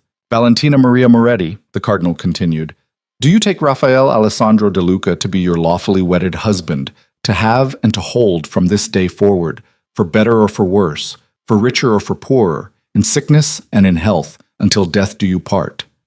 Valentina's gaze finally met his.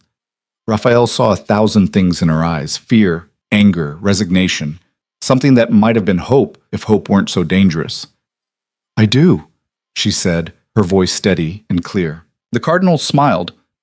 Then by the power vested in me, I now pronounce you husband and wife. You may kiss the bride. This was the moment Raphael had been dreading, the performative intimacy, the public declaration that they belonged to each other now, witnessed and sanctioned and absolutely binding. He stepped closer. Valentina tilted her face up, her expression unreadable. "We can make this quick," Raphael murmured, quiet enough that only she could hear. "Just for show." "Just for show," Valentina agreed. Raphael cupped her face in his hands, feeling her sharp inhale at the contact. Her skin was soft and warm, so familiar it made his chest ache. He leaned in, intending to make it brief and chaste and appropriate for the 300 people watching. But the moment his lips touched hers, something shifted. It wasn't supposed to feel like this. It wasn't supposed to be anything more than mechanical performance. But Valentina's hands came up to his chest, gripping his jacket like she needed something to hold on to, and Raphael forgot about performance entirely. She tasted like uncertainty and expensive lipstick, and something underneath that was purely her, a flavor he'd tried to forget for 7 years and failed spectacularly. The kiss deepened without either of them consciously deciding to deepen it, Raphael's hand sliding into her hair while Valentina made a small sound in the back of her throat that rewired something in his brain. Someone in the audience whistled. The sound broke through the haze. They pulled apart, both breathing harder than they should be for a simple kiss. Valentina's eyes were wide, her carefully applied lipstick smudged. Raphael could feel his heart hammering against his ribs. "Just for show," Valentina repeated, but her voice shook. "Right." Raphael's hands were still in her hair. He forced himself to step back, to release her, to turn toward the audience that was applauding like this was a real wedding instead of a strategic necessity. They walked back down the aisle together, newly married, hands linked, because that's what the choreography demanded. Valentina smiled and nodded at guests, playing her role perfectly. Raphael did the same, his face arranged in the expression of controlled satisfaction that his father had taught him could mean anything you wanted it to mean. But underneath the performance, his mind was spinning. That kiss, that reaction, the way Valentina had grabbed onto him like he was something solid in a world that had gone liquid and unstable. 7 years of carefully maintained distance, demolished by 30 seconds of contact. This was going to be so much more complicated than either of them had anticipated. The reception was held in the estate's ballroom, a cavernous space with crystal chandeliers and enough gilt to outfit a small palace. Tables draped in ivory linens held centerpieces of white roses and orchids. A string quartet played tasteful classical music. Waiters circulated with champagne and hors d'oeuvres that cost more per bite than most people's dinners. It looked like a fairy tale. It felt like a particularly elegant form of torture. Valentina sat at the head table beside Raphael, their chairs close enough that his sleeve brushed hers every time he moved. They'd been there for 20 minutes, accepting congratulations and well wishes from a parade of guests who all knew this was business pretending to be romance. "Beautiful ceremony," said Michael Castellano, one of the rival family heads, his smile not quite reaching his eyes. "Unexpected, given the circumstances, but beautiful nonetheless." "Thank you," Valentina said smoothly. "We're grateful everyone could join us on such short notice." "Yes, Alessandro's death was quite sudden." Castellano's gaze slid to Raphael. "You must be devastated, losing your brother and gaining a wife all in the same day." "Life doesn't pause for grief," Raphael replied, his tone carefully neutral.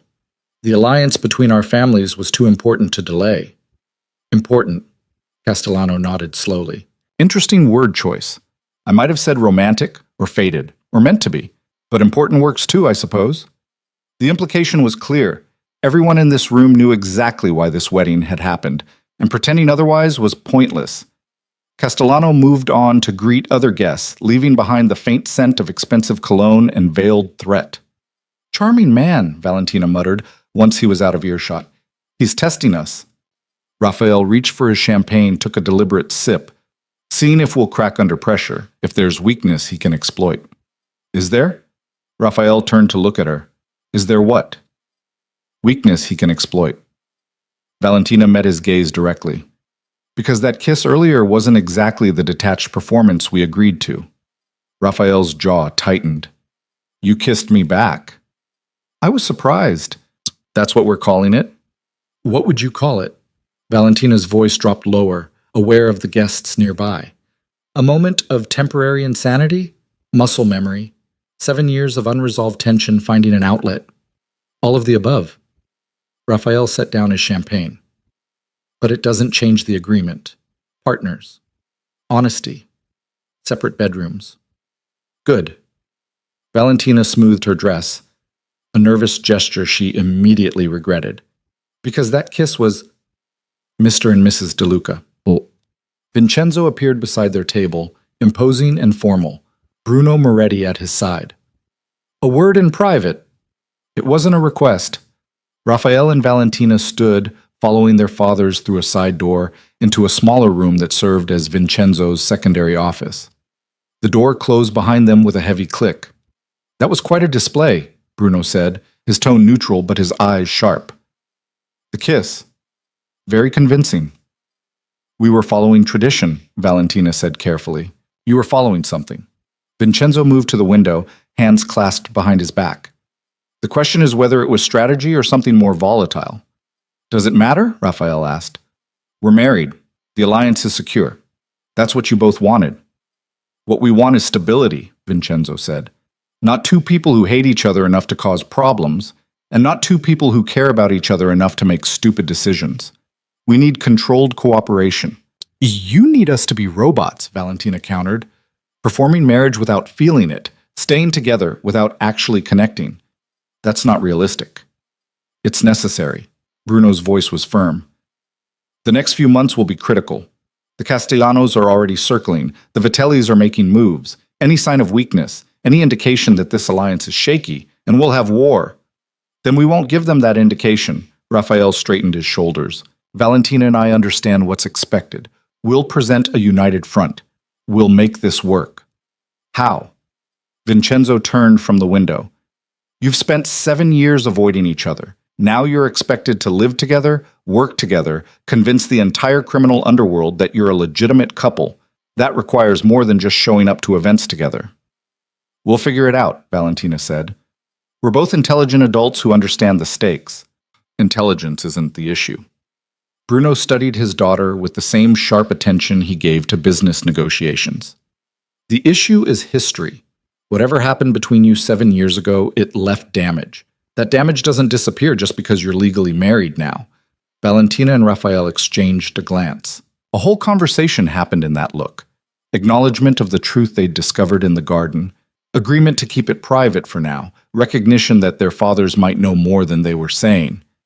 We've discussed it, Raphael said carefully. The past, what happened, why it happened. We're working on moving forward.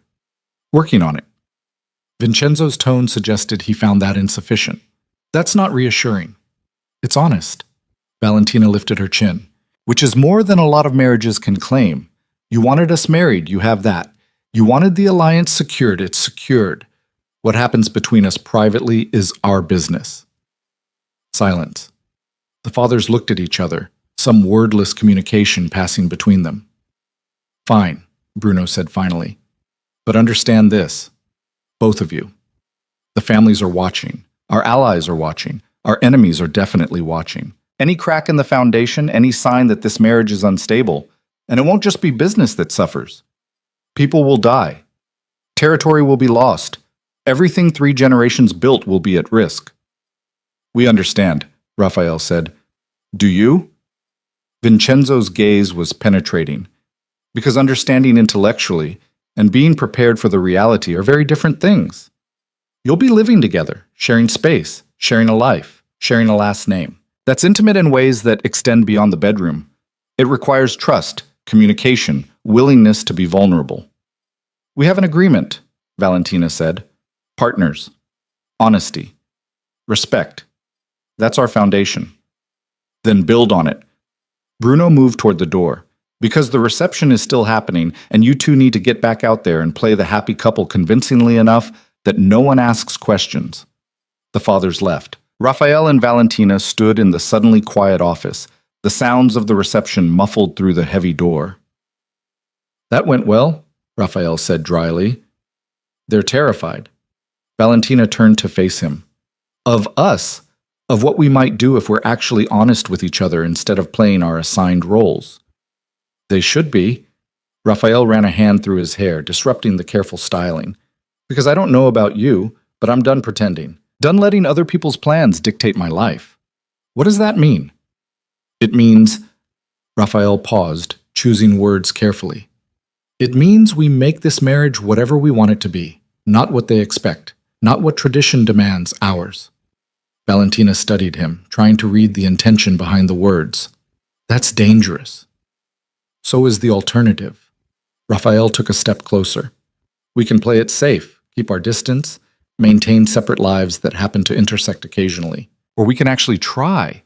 Get to know each other as we are now, not as we were 7 years ago. See if there's something worth building. And if there's not, if we try and it's a disaster, then at least we'll know.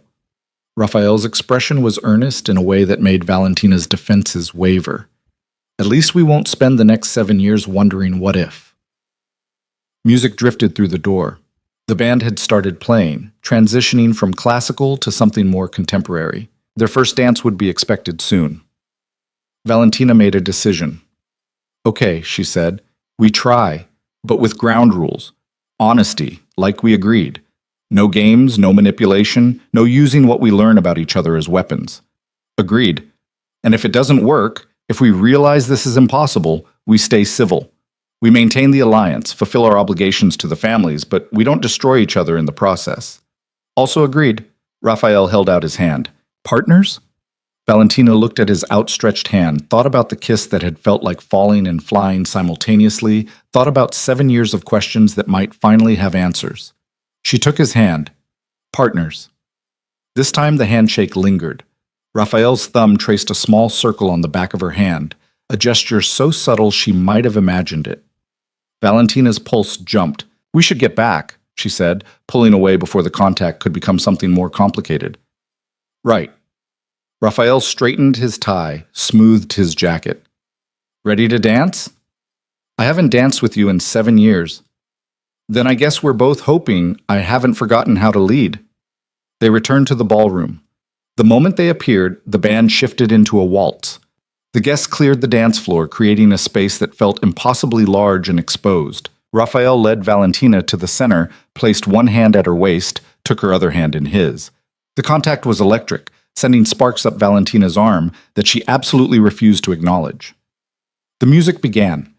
They moved together, falling into the rhythm with surprising ease. Raphael had always been a good dancer, the kind of skill wealthy families taught their children alongside etiquette and strategic thinking. But this felt different from their lessons years ago, more assured, more intimate, like their bodies remembered things their minds had tried to forget. You're tense, Raphael murmured, his breath warm against her ear. 300 people are watching us. Let them watch. He pulled her fractionally closer. We're supposed to be newlyweds. Looking uncomfortable defeats the purpose. Valentina forced herself to relax, to lean into the embrace instead of fighting it. Raphael's hand was warm and steady at her waist. She could feel the solid strength of him, the controlled power in the way he guided her through the turns. This is surreal, she said quietly. This morning I woke up single. Now I'm married, dancing at my own wedding, trying to figure out if I hate you or what? Valentina met his eyes. I don't know yet. That's the problem. We have time to figure it out. Do we? Everyone keeps saying the next few months are critical, that any sign of weakness will trigger war. That doesn't leave much room for figuring things out. Then we'll have to be efficient about it. Raphael spun her, bringing her back in close. Starting tonight, the penthouse is ready. Your things were moved while we were at the ceremony. Valentina's stomach dropped. Tonight? Were you expecting to sleep separately on our wedding night? That would raise questions we probably don't want to answer. But we agreed, separate bedrooms, yes. The penthouse has 4. Raphael's expression was carefully neutral. You can have the master's suite. I'll take one of the guest rooms, but we need to leave here together, go home together, present the image of a married couple, even if that's all it is right now. Home. The word felt strange applied to anywhere that wasn't her apartment, her space, her carefully constructed independence. What about my apartment? Sublet it, keep it as an office, do whatever you want. But officially, you live with me now. Raphael must have felt her stiffen because he added quickly, those are the optics we need to maintain. What happens privately is between us. The song was ending. Other couples joined them on the dance floor, filling the space with movement and conversation. Raphael and Valentina stayed locked in their embrace for a moment longer than necessary. This is going to be so much harder than I thought, Valentina admitted. Yeah. Raphael's smile was rueful. But when has anything worth doing ever been easy? The rest of the reception blurred together. More congratulations. More political maneuvering disguised as small talk, cake cutting, and toasts, and the 1,000 tiny performances that made up a wedding. Valentina smiled until her face hurt, made conversation until her voice felt raw, accepted well wishes from people who probably hoped the marriage would fail spectacularly.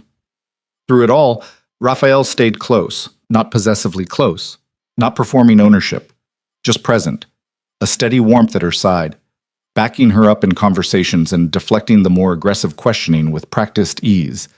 It should have been annoying. Instead, it was almost comforting. At 9 p.m., as the party showed no signs of winding down, Raphael leaned close. Ready to make our escape? Please. Valentina had been ready to leave since approximately 4:01 p.m. They made their rounds, thanking their fathers, hugging mothers who offered conflicting advice about marriage ranging from practical to bizarre.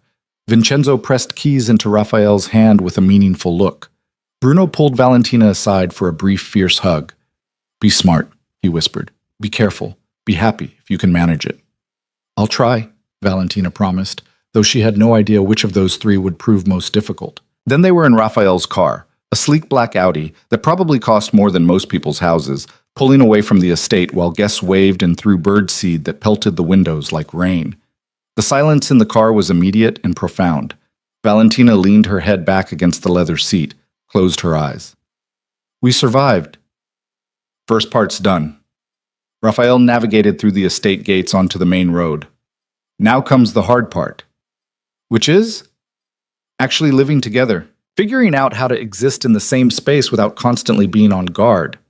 Valentina opened her eyes, looked at Raphael's profile illuminated by dashboard lights. Strong jaw, serious expression, hands steady on the wheel. He'd loosened his tie, undone the top button of his shirt. He looked more like the man from the garden and less like the polished version from the ceremony. Tell me about the penthouse, she said. I've never actually seen it. Top floor, Tribeca. Floor-to-ceiling windows, view of the Hudson. 4 bedrooms, office, gym, screening room. Probably too big for 2 people, but I bought it as an investment 3 years ago and never bothered downsizing. Raphael glanced at her. Margaret stocked the kitchen, set up the master suite for you. Your clothes are in the closet, toiletries in the bathroom. If you need anything else, you had someone go through my apartment. Valentina felt a spike of violation. Your mother supervised. Nothing was just randomly grabbed. Raphael's tone was apologetic. I know it's invasive, but we needed to move fast, and having your father's men do it seemed worse. That was fair, Valentina had to admit. Elena would have been careful, would have packed the essentials and left the truly private things alone. Okay, she said finally. Thank you for thinking of that. They drove in silence for a few minutes, Manhattan's lights growing brighter as they got closer to the city. Valentina watched the familiar skyline, tried to imagine living somewhere new, sharing space with someone she barely knew despite years of history. Can I ask you something? Raphael's voice broke through her thoughts. Sure. What did you think when you heard Alessandro died? Before all the wedding chaos, just what was your first reaction? Valentina considered the question. Sad. He was kind to me. Not romantic, but respectful. We had an understanding, he'd build his empire, I'd build mine, and we'd support each other without demanding what neither of us could give. I thought we'd have a decent partnership. Did you love him? No. Did you? He was my brother. I loved him as much as I knew how to love anyone in this family. Raphael's hands tightened on the wheel. But we weren't close. He was the heir, groomed for power. I was the spare, tolerated as long as I stayed in my lane. We didn't talk about real things. Well, what are real things? Fears, dreams, the person you want to be versus the person you're required to become. Raphael pulled onto FDR Drive, the Hudson River glittering to their left. With Alessandro, every conversation was strategic. What deals are in play, which families are making moves, how to position ourselves advantageously. Nothing personal, nothing vulnerable. That sounds lonely. It was. It is. Raphael shot her a quick look. That's why I built the legitimate business side. So I'd have something that was mine, something that didn't require constantly calculating angles and watching for betrayal. They pulled into an underground parking garage beneath a glass and steel tower that screamed expensive even by Manhattan standards. Raphael parked in a spot marked Penthouse, killed the engine. Neither of them moved. "This is weird, right?" Valentina said into the silence. "Going home together after—" She gestured vaguely. "Everything." "Monumentally weird," Raphael agreed. "But we can make it as weird or as normal as we want. You take the master suite, I'll take the guest room at the far end. We can avoid each other if that's easier, or we can try to actually coexist like roommates who happen to be married." "Roommates," Valentina tested the word. "That's one way to frame it. You have a better one?" "Not yet." She unbuckled her seatbelt. "But I'm working on it." They rode the private elevator in silence, the numbers climbing higher, 23 floors, 24, 25. The elevator opened directly into the penthouse foyer. Valentina stepped out and stopped. Floor-to-ceiling windows dominated the space, offering a panoramic view of Manhattan that took her breath away. The Hudson River stretched dark and glittering to the west. The city lights spread out like diamonds on velvet. The interior was modern minimalist, clean lines, neutral colors, art that managed to be expensive without being ostentatious. It felt like Raphael, she realized, controlled elegance masking something more complex underneath. "Your mother left you a note," Raphael said, gesturing to a cream envelope on the entrance table. "Master Suite is through there. I'll be—" He pointed vaguely down a hallway. "Over there, if you need anything." He started to walk away. Valentina found herself speaking before she'd consciously decided to. "Raphael?" He turned back. "Yeah?" "Thank you for—" She struggled to find the right words. "For making this less awful than it could have been. For the honesty in the garden. For not making me feel trapped, even though technically I am." Something crossed Raphael's face. Surprise, maybe, or gratitude, or something more complicated than either. "You're not trapped," he said quietly. "You're choosing to be here, same as I'm choosing to be here. That's different." "Is it?" "It has to be."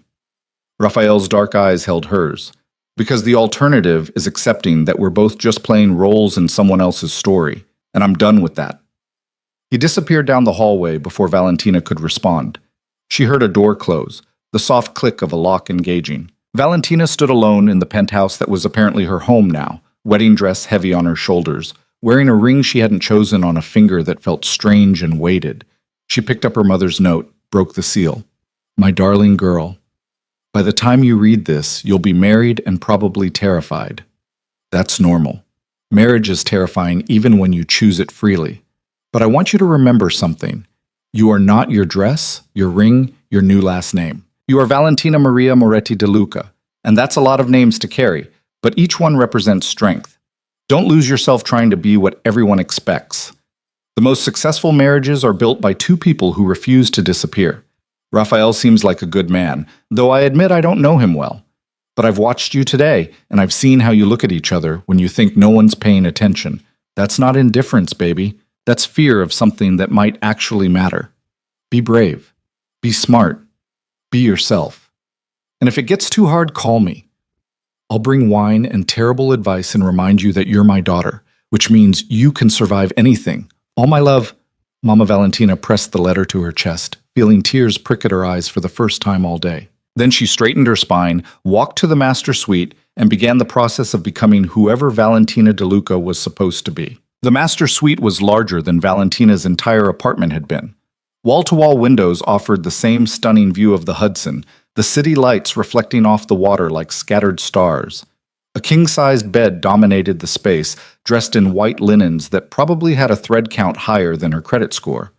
Her clothes hung in a walk-in closet that could have doubled as a boutique, organized by color and type with a precision that spoke of Elena's careful supervision. Valentina kicked off her wedding heels, beautiful instruments of torture that had been pinching since hour 2, and felt the plush carpet beneath her feet. She found the zipper of her dress, struggled with it for a moment before giving up and leaving it half undone. The weight of the day pressed down on her shoulders, exhaustion finally breaking through the adrenaline that had kept her moving. She was married to Raphael De Luca, living in his penthouse, wearing his ring. The absurdity of it threatened to overwhelm her. A soft knock at the door made her freeze. "Valentina?"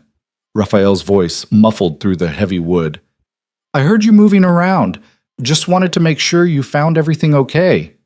She opened the door, still in the half-zipped wedding dress, hair beginning to escape its careful arrangement.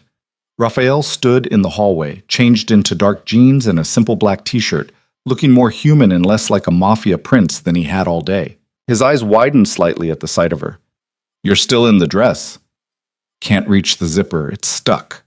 Valentina turned, showing him the problem. "I was about to call my mother, but that seems pathetic even by today's standards. I can help, if you're comfortable with that." Valentina considered her options. Call Elena and admit defeat, struggle for another 20 minutes, or accept help from her new husband who'd already seen her in significantly less clothing 7 years ago. "Fine," she said, turning her back to him, "but if you break it, you're buying me a new one." "Noted." Raphael stepped closer, his fingers warm against her bare back as he worked at the zipper. "It's caught on some of the lace. Hold still." Valentina held her breath, hyper-aware of every point of contact, his knuckles brushing her spine, the heat radiating from him, the faint scent of his cologne mixing with the floral notes of the bouquet she'd been carrying all day. The zipper gave way with a soft hiss, sliding down smoothly once Raphael freed it from the lace. "There." He stepped back immediately, creating distance. "All set." "Thank you." Valentina held the front of the dress against her chest, suddenly aware of how intimate this was. They'd been married less than 6 hours and were already in her bedroom, her half undressed, him close enough to touch. "I should let you—" Raphael gestured vaguely toward the door. "Wait." Valentina wasn't sure what made her say it. "Have you eaten? I just realized I barely touched anything at the reception." "Me neither. Too busy making conversation with people I don't like." Raphael ran a hand through his hair. "There's food in the kitchen. Margaret always overstocks when she thinks I'm not taking care of myself." "So all the time?" "Pretty much." Raphael's smile was rueful. "I'm not great at the whole domestic routine. Work, gym, work some more, sleep when absolutely necessary. Eating is optional." "That's terrible for you." "I know. My doctor sends me strongly worded emails about it quarterly." Raphael paused. "But if you're hungry, I can make us something. Nothing fancy, but I do a decent pasta." The offer hung in the air between them. Valentina knew the smart choice was to say no. Maintain boundaries, keep things professional and distant. They'd agreed to be partners, not friends. Separate bedrooms, separate lives that occasionally intersected.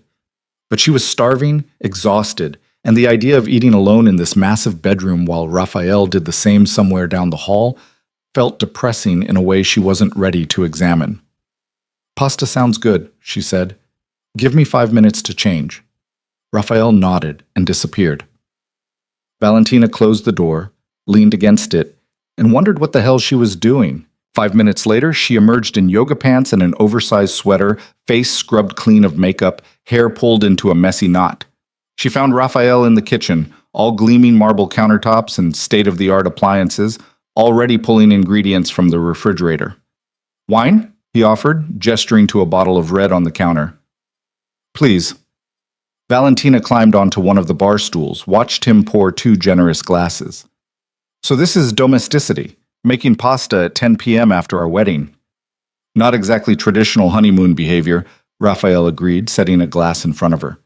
"But then, nothing about today has been traditional." "Understatement of the century."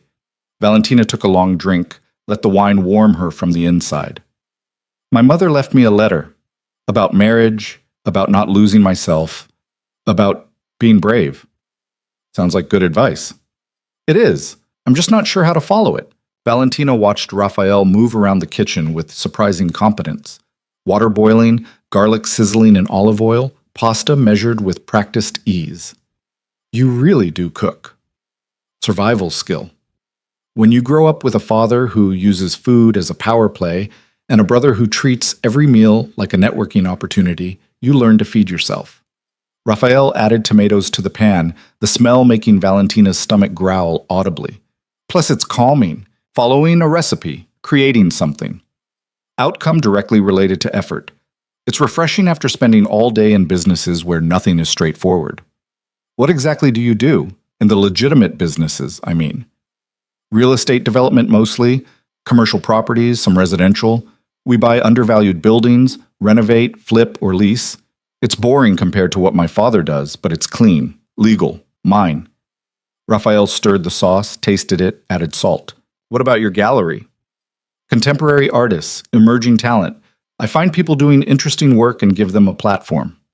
Valentina felt herself relax slightly, talking about something that was hers, separate from family politics.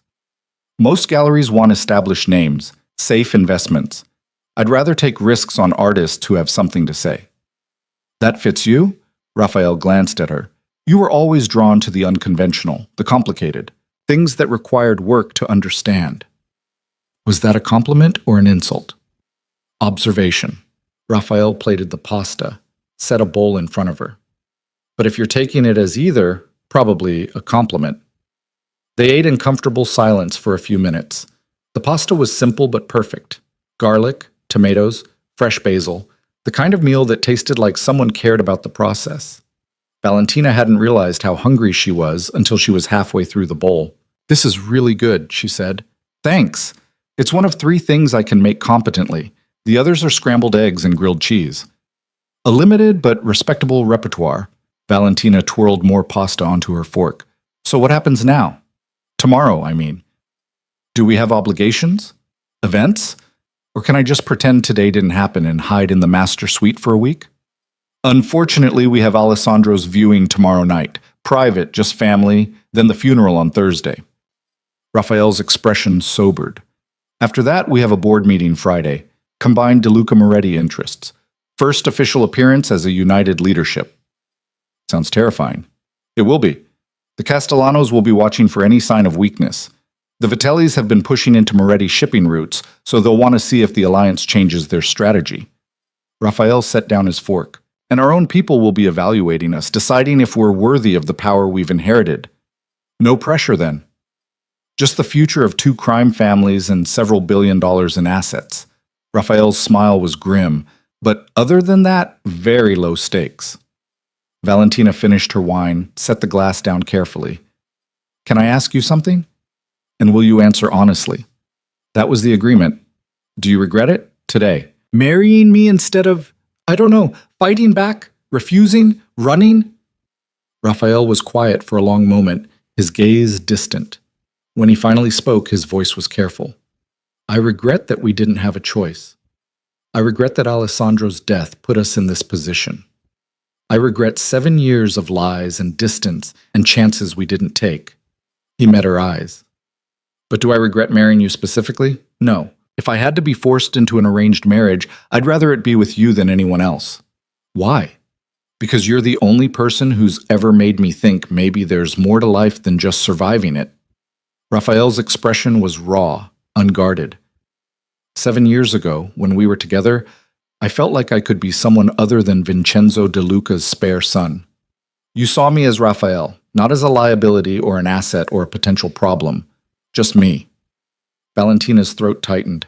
I saw you that way because that's who you were. With me, at least. And who were you? With me. Someone who didn't have to calculate every word, every gesture, every interaction. Valentina traced the rim of her wine glass. Someone who could want things that weren't strategic, who could be young and stupid and in love without it being a weakness someone would exploit. Were you? Raphael's voice dropped lower. In love? The question landed between them like a stone in still water, ripples spreading outward. Valentina could lie, could deflect, could maintain the careful distance they'd agreed to build this partnership on, but they'd promised honesty, and the truth was simpler than any evasion.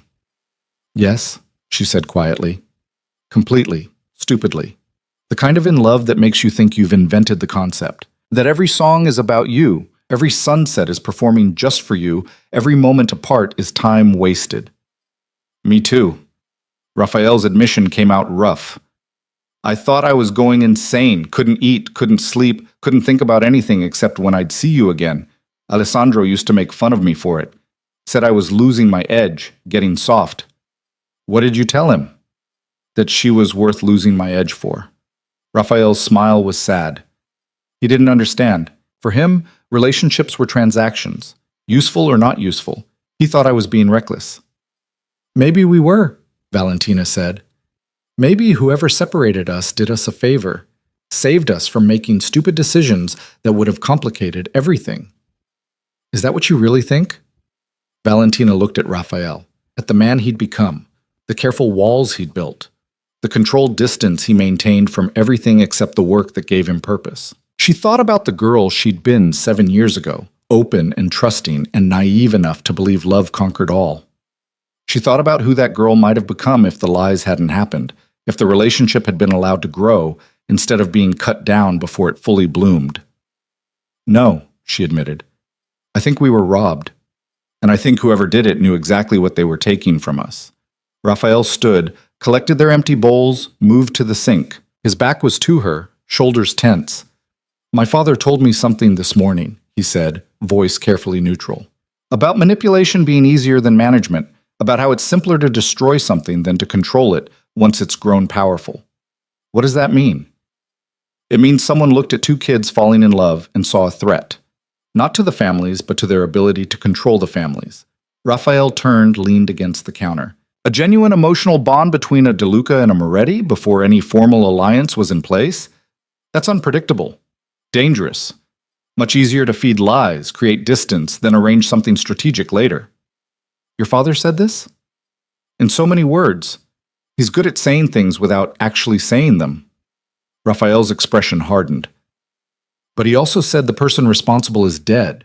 Heart attack 2 years ago. Very sudden. Very convenient. Same thing my father said. Valentina processed that. So they both knew. Both suspected, and neither told us until after we were already married. Because telling us earlier would have complicated things. Would have made us ask questions, demand answers, possibly refuse to go through with the wedding. Raphael's hands gripped the counter edge. But now that we're legally bound? Now the truth is safe. Can't undo a marriage this public, this strategic. We're stuck whether we like it or not. The anger in his voice matched something rising in Valentina's chest. They'd been played 7 years ago by whoever fed them lies, and again today by fathers who'd withheld truth until it was too late to matter. I'm starting to understand why you built a life separate from all this, Valentina said. It's the only way to stay sane. Draw boundaries, protect the parts of yourself that aren't family business. Remember that you're a person and not just a piece on someone else's chessboard. Raphael pushed off from the counter. But it's lonely. Keeping everyone at arm's length, never letting anyone get close enough to matter. I wouldn't recommend it. What would you recommend? Finding someone you can be honest with, someone who understands the insanity because they're living in it too. Raphael's dark eyes met hers. Someone like you, maybe. The kitchen suddenly felt smaller, warmer, charged with something Valentina couldn't quite name but recognized as dangerous. We should probably get some sleep, she said, standing abruptly. Long day tomorrow with the viewing. Right. Raphael didn't move to stop her as she headed for the hallway. Valentina? She turned back. Thank you, he said, for trying, for not making this harder than it has to be. He gestured vaguely. For being you, even when it would be easier not to be. Valentina felt something crack in her chest, some wall she'd spent 7 years building. Partners, she reminded him, echoing their earlier agreement. Partners, Raphael confirmed. She retreated to the master suite, closed the door, and leaned against it while her heart hammered against her ribs. This was supposed to be simple. Strategic marriage, separate lives, careful distance. Not late-night pasta and wine and conversations that felt like peeling back layers neither of them had meant to expose. Not seeing the man Raphael had become and recognizing pieces of the boy she'd loved, still visible underneath the armor. Not starting to wonder if maybe, just maybe, 7 years apart had been the real tragedy and not just the lies that caused it. Valentina changed into pajamas, climbed into the enormous bed, and stared at the ceiling while Manhattan glittered outside her window. Somewhere down the hall, Raphael was probably doing the same thing, lying awake, processing the day, trying to figure out how to navigate this impossible situation they'd been thrust into. She picked up her phone, pulled up his number, hesitated, then typed, "Thank you for dinner, and for being honest. It helps." The response came within seconds. Honesty is all we have. Might as well use it. Another pause, then, "Sleep well, Valentina." She stared at the message, at her new last name attached to her first name in a way that still felt foreign and strange and somehow right. You too. She set the phone aside, closed her eyes, and tried not to think about how natural it had felt to sit in Raphael's kitchen eating pasta and talking about things that mattered. Tried not to think about the way he'd looked at her when she'd asked if he regretted marrying her. Tried not to think about the possibility that maybe the worst thing that could happen wasn't being forced to marry someone she hated, but being forced to marry someone she could fall in love with all over again. Because that would be so much more complicated. And complicated was the last thing either of them needed. The viewing was held at Moretti & Sons, the funeral home that had been handling DeLuca family deaths since the 1950s. The building was all dark wood and tasteful marble, designed to project dignity and discretion in equal measure. Alessandro lay in a casket that probably cost more than a luxury car, surrounded by elaborate flower arrangements and framed photographs showing him at various stages of life, always smiling, always confident, always looking like someone destined for power. Valentina stood beside Raphael in the viewing room, wearing a simple black dress and pearls, playing the role of grieving sister-in-law to a man she'd been engaged to less than 48 hours ago. The cognitive dissonance made her head spin. "You're doing that thing again," Raphael murmured, quiet enough that only she could hear. "What thing?" "The thing where you're thinking so loud I can practically hear it." His hand found hers, squeezed briefly. "It's okay to feel weird about this. I'm standing next to my husband at my ex-fiance's viewing, which is also my former brother-in-law's viewing, surrounded by people who all know exactly how insane the situation is. Weird doesn't begin to cover it." "Fair point." Raphael's thumb traced a small circle on her palm before releasing her hand. "But we only have to stay for an hour. Pay respects, let people offer condolences, then we can escape." The room was filling up. Family members, business associates, people whose loyalty to the DeLucas was measured in favors owed and deals completed. Vincenzo held court near the casket, accepting sympathies with the same controlled composure he brought to everything. He'd aged overnight, Valentina realized. The lines around his eyes were deeper, his shoulders slightly bowed despite his rigid posture. He'd lost his air, the son he'd groomed for decades. That had to hurt, even for someone who'd spent a lifetime building walls against emotion. "I should talk to him," Raphael said, following her gaze. "We haven't really spoken since yesterday. The wedding was all logistics and strategy." "Go!" Valentina gave him a slight push. "I'll survive the condolence line." Raphael hesitated, then moved through the crowd toward his father.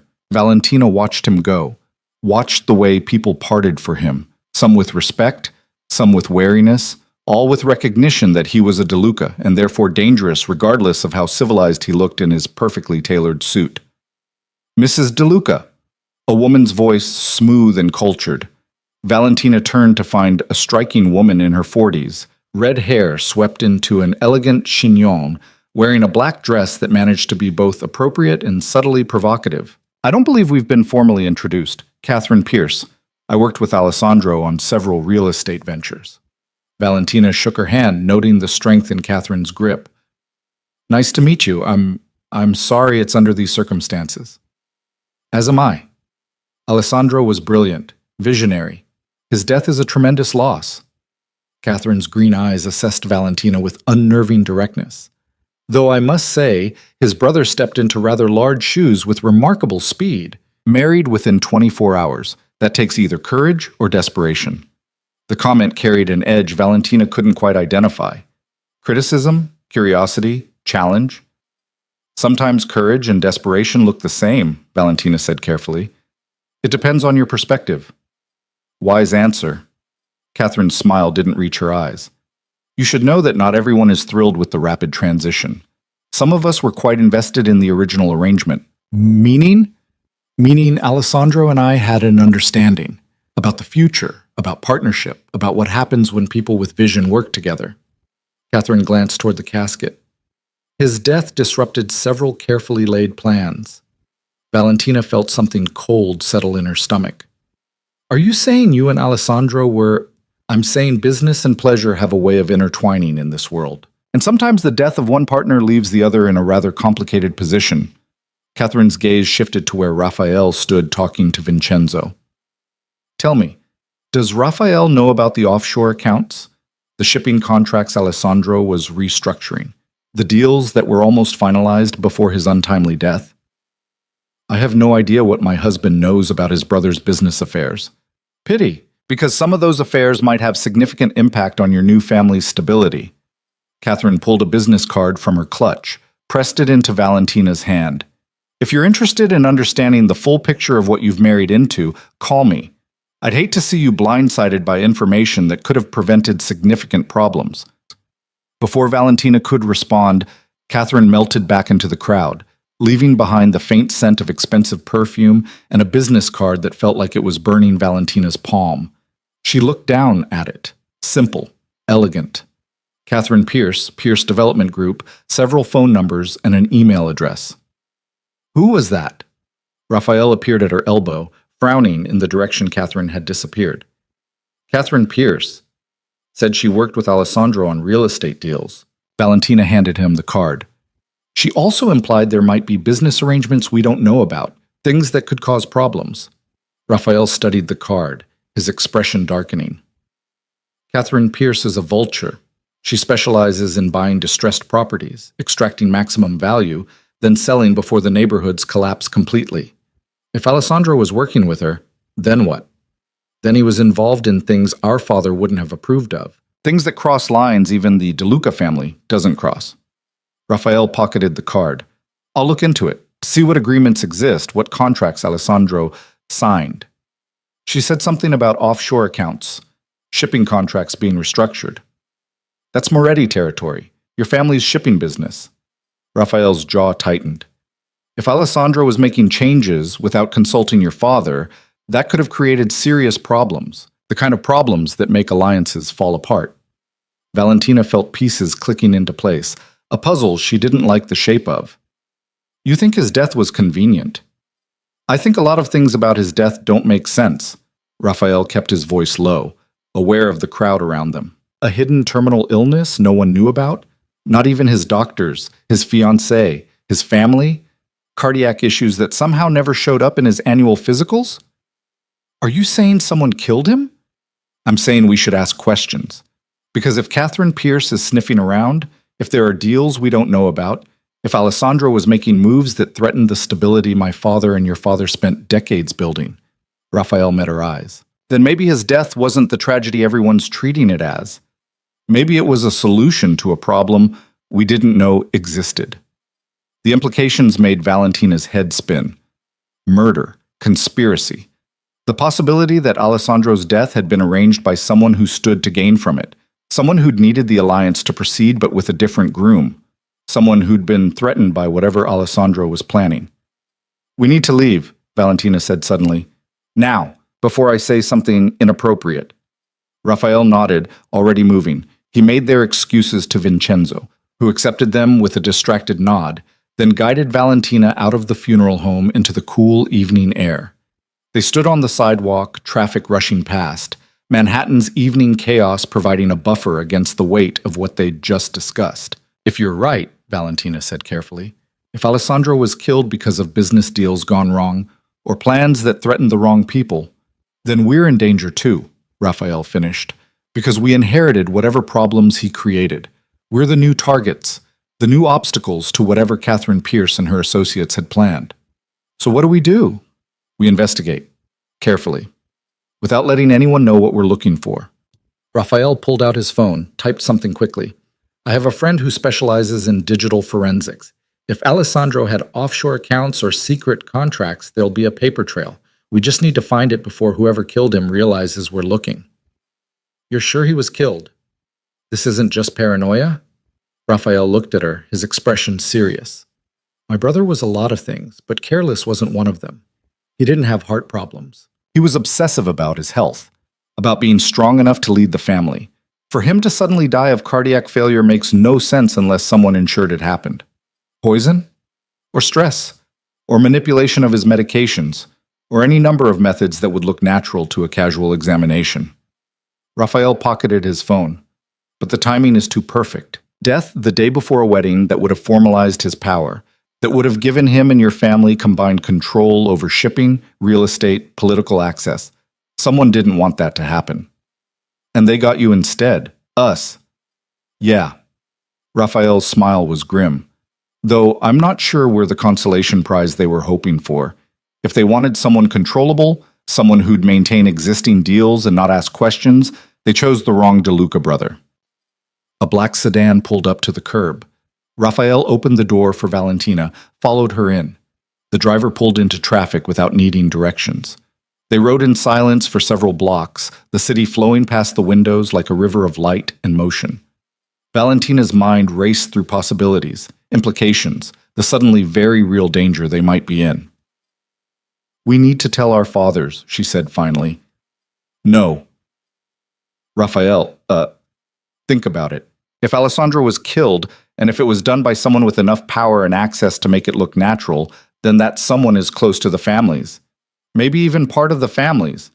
Raphael's voice was tight with controlled anger. "We can't trust anyone until we know who's involved, including our fathers. You think Vincenzo could have killed his own son?"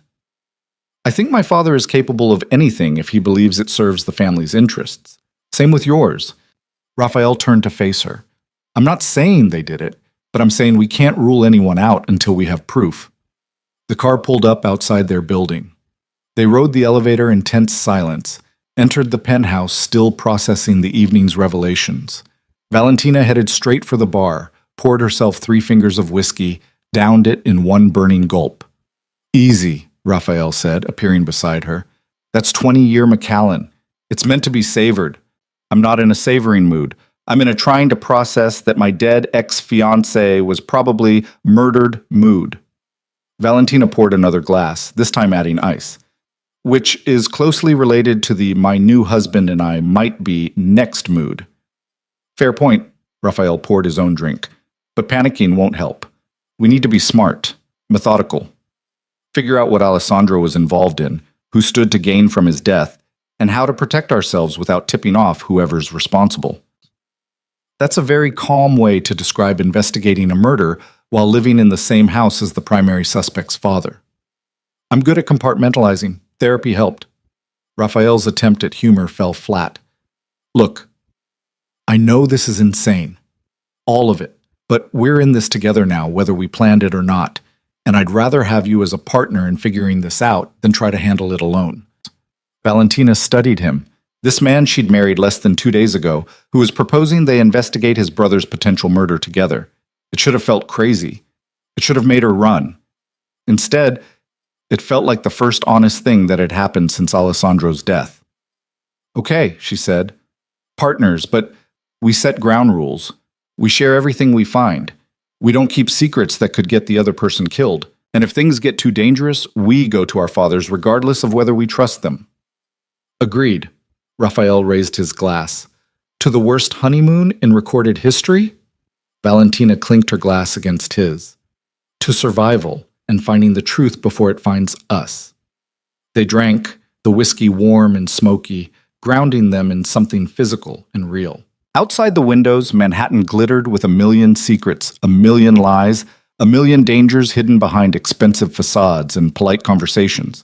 And somewhere in that city, someone who'd killed once was watching, waiting, wondering if the new DeLuca couple would be smart enough to ask the right questions or foolish enough to ignore the warning signs until it was too late. 3 months into this marriage, Valentina had developed a routine that kept her sane. She woke early, before Raphael, and made coffee in the penthouse kitchen while watching the sunrise over Manhattan. She went to her gallery in Soho, spent her days surrounded by art and artists who didn't care about family alliances or criminal empires. She came home late, ate dinner that Raphael usually left warming in the oven, with a note saying what it was and how to reheat it, and retreated to the master suite before meaningful conversation could happen. It was civilized, polite, exactly what they'd agreed to. It was also slowly killing her. Because somewhere in those 3 months, the careful distance had started to feel less like safety and more like cowardice. Somewhere between the dinners Raphael cooked and left for her, the texts checking if she needed anything from the store, the way he'd rearranged his schedule to attend her gallery opening without being asked, somewhere in all of that, the man she'd married had stopped being the enemy and started being something more complicated. Tonight, she'd come home at 6 instead of 9, a conscious decision, a small act of courage. Raphael was in the kitchen, focused on something at the stove, wearing jeans and a t-shirt instead of his usual business attire. Music played from hidden speakers, jazz, something smooth and complex. He looked relaxed, domestic, nothing like the cold underboss from her nightmares. "You're home early," he said, without turning around. "Good day or bad day?" "Good day." Valentina set down her bag. "Sold 3 pieces from the new artist I've been promoting." She cried when I told her. "That's great." Raphael glanced over his shoulder, smiled. "Celebrating calls for better than reheated leftovers. I'm making risotto." "You cook risotto." "I cook lots of things. You'd know that if you were ever here for dinner." No accusation in his tone, just observation. Valentina felt heat creep up her neck. "I've been busy." "I know, so have I. But we live in the same apartment, and I've seen you for maybe 20 minutes this week." Raphael stirred the risotto, added more stock. "I'm not complaining, just pointing out that the avoiding thing has gotten pretty extreme." "I'm not avoiding you." "Valentina." Raphael turned to face her fully. "You tiptoe out in the morning before I wake up. You come home after I've gone to bed. The only reason I know you exist is because your coffee mug is in the sink and your shoes end up in random places around the apartment." He paused. "That's pretty much the definition of avoiding." She wanted to argue, wanted to maintain the fiction that this was all perfectly normal and sustainable. But standing in the kitchen with Raphael looking at her like he actually cared whether she was there or not, Valentina found she was tired of lying. "I'm scared," she admitted quietly. Raphael's expression softened. "Of what?" "Of this getting real. Of forgetting that we're supposed to be partners and not," she gestured helplessly, "whatever else we might become." "Would that be so terrible?" "Yes. No. Maybe." Valentina pressed her hands against her eyes. "I don't know. Everything's confusing, and I hate being confused." "Join the club." Raphael turned off the stove, moved the risotto to a serving dish. "I've been confused since the garden conversation, since that kiss, since I realized that hating you was easier than dealing with the fact that I never actually stopped." He cut himself off. Valentina's heart hammered. "Never stopped what?" she asked. Raphael was quiet for a long moment, his back to her, hands braced against the counter. When he spoke, his voice was low and rough. "Caring. Wanting things I have no right to want. Hoping that maybe, if we both stopped being afraid, we could figure out what this actually is instead of what everyone expects it to be." Valentina crossed the kitchen before she could talk herself out of it. Stopped a foot away from Raphael, close enough to feel the heat radiating from him. "I think about you," she said, "all the time. At the gallery, at night, in the morning, when I'm trying to be quiet so I don't wake you. I think about whether you're eating properly, whether you're stressed about work, whether you're as lonely in your bedroom as I am in mine." Raphael turned to face her. His eyes were dark, intense, searching her face like he was trying to read between her words. "I leave you dinner because I want to take care of you," he said. "I text you random things because I want to be part of your day. I attend your events because I'm proud of what you've built, and I want you to know that." He took a careful breath. "And I sleep in the guest room instead of the master suite because if I was any closer to you, I don't think I could maintain the professional distance we agreed to." What if I don't want professional distance anymore? The question hung between them, heavy with implication. Valentina, her name came out like a warning, like a prayer. "If we do this, if we stop pretending and actually try, there's no going back. We can't unfeel things once we acknowledge them." "I know. And if it doesn't work, if we try and it's a disaster, we're still married, still bound by alliance and family obligation. We'd be trapped together in something that failed." "I know that too." Valentina stepped closer, closing the distance to inches. "But I'm tired of being afraid. Tired of letting what happened 7 years ago dictate what happens now. We're different people. Maybe we deserve a different ending." Raphael's hand came up, cupped her face with a gentleness that made her breath catch. "I want that. You have no idea how much I want that, but I need to know you're sure that this isn't just..." Valentina kissed him. Not the performative kiss from the wedding, not the careful, controlled contact they'd maintained for cameras and witnesses.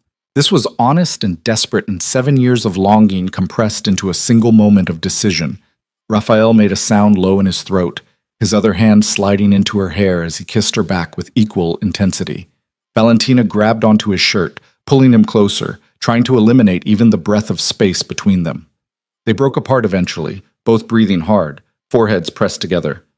"Okay," Raphael said, his voice rough. "That was long overdue," Valentina finished. "I was going to say terrifying, but that works too." Raphael's thumb traced her cheekbone. "So what do we do now?" "We try. For real this time." Valentina met his eyes. "No more separate bedrooms. No more avoiding each other. We figure out how to actually be married instead of just playing at it." "That's a significant shift from partners with separate lives." "It is. Are you complaining?" "Absolutely not." Raphael smiled, and it transformed his face from controlled to genuinely happy. "But the risotto's getting cold and I spent 45 minutes on it, so maybe we could eat dinner and discuss the details of this new arrangement." Valentina laughed. Genuine laughter that felt like releasing pressure she'd been holding for months. "You're very practical." "Someone has to be. You're clearly the romantic one, making declarations in kitchens."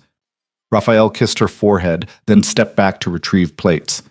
"Set the table, and then you can tell me about the artist who cried." They ate dinner together for the first time in 3 months. Talked about Valentina's gallery, Raphael's current project to expand the family's legitimate real estate holdings, the politics of navigating their father's expectations while building something that was actually theirs. It felt natural, easy, like they'd been doing this for years instead of finally allowing themselves to do it for the first time. After dinner, they ended up on the couch, Valentina tucked against Raphael's side while they watched the city lights beyond the windows. His arm was around her shoulders, her head rested on his chest, and she could hear his heartbeat. Steady, strong, real. "I'm still scared," Valentina admitted into the comfortable silence. "So am I." Raphael's hand traced patterns on her shoulder. "But I think being scared together is better than being safe and alone." Very philosophical. "I have hidden depths." She could hear the smile in his voice. "You'll discover all of them now that you've decided to stop avoiding me." Valentina tilted her head to look at him. "You're enjoying this, aren't you? The fact that I admitted I was wrong about the whole avoiding strategy." "Immensely." Raphael's expression was mock serious. "I plan to remind you of it regularly. Maybe make a plaque. On this day, Valentina De Luca admitted her husband was right about something." "You're impossible.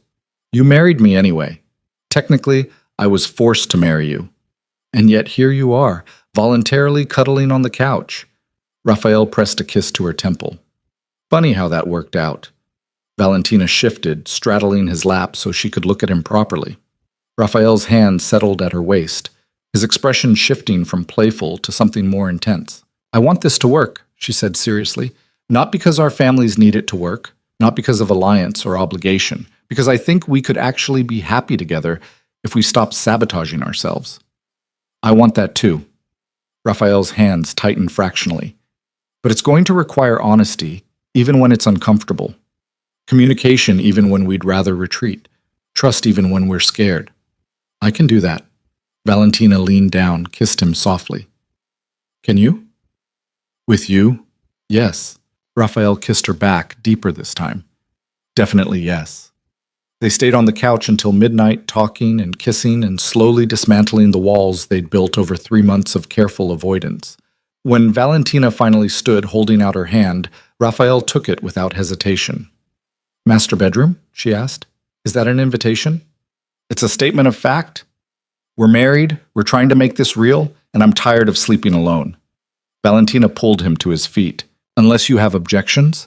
Raphael's answer was to sweep her up in his arms, making her laugh as he carried her down the hallway toward a future they were finally brave enough to choose. The blackout happened on a Thursday night, 6 weeks after Valentina and Raphael had stopped pretending their marriage was just business. They'd fallen into a rhythm that felt sustainable and real. Mornings together over coffee, texts throughout the day, dinners where they actually talked about things that mattered. The master bedroom had become theirs instead of just Valentina's, the penthouse transforming from a space they happened to share into an actual home. It wasn't perfect. They still fought about Valentina's tendency to leave cabinet doors open and Raphael's habit of rearranging her carefully organized chaos. They still navigated the complicated politics of 2 powerful families watching their every move. They still carried scars from 7 years of believing lies about each other. But it was working. Until the lights went out.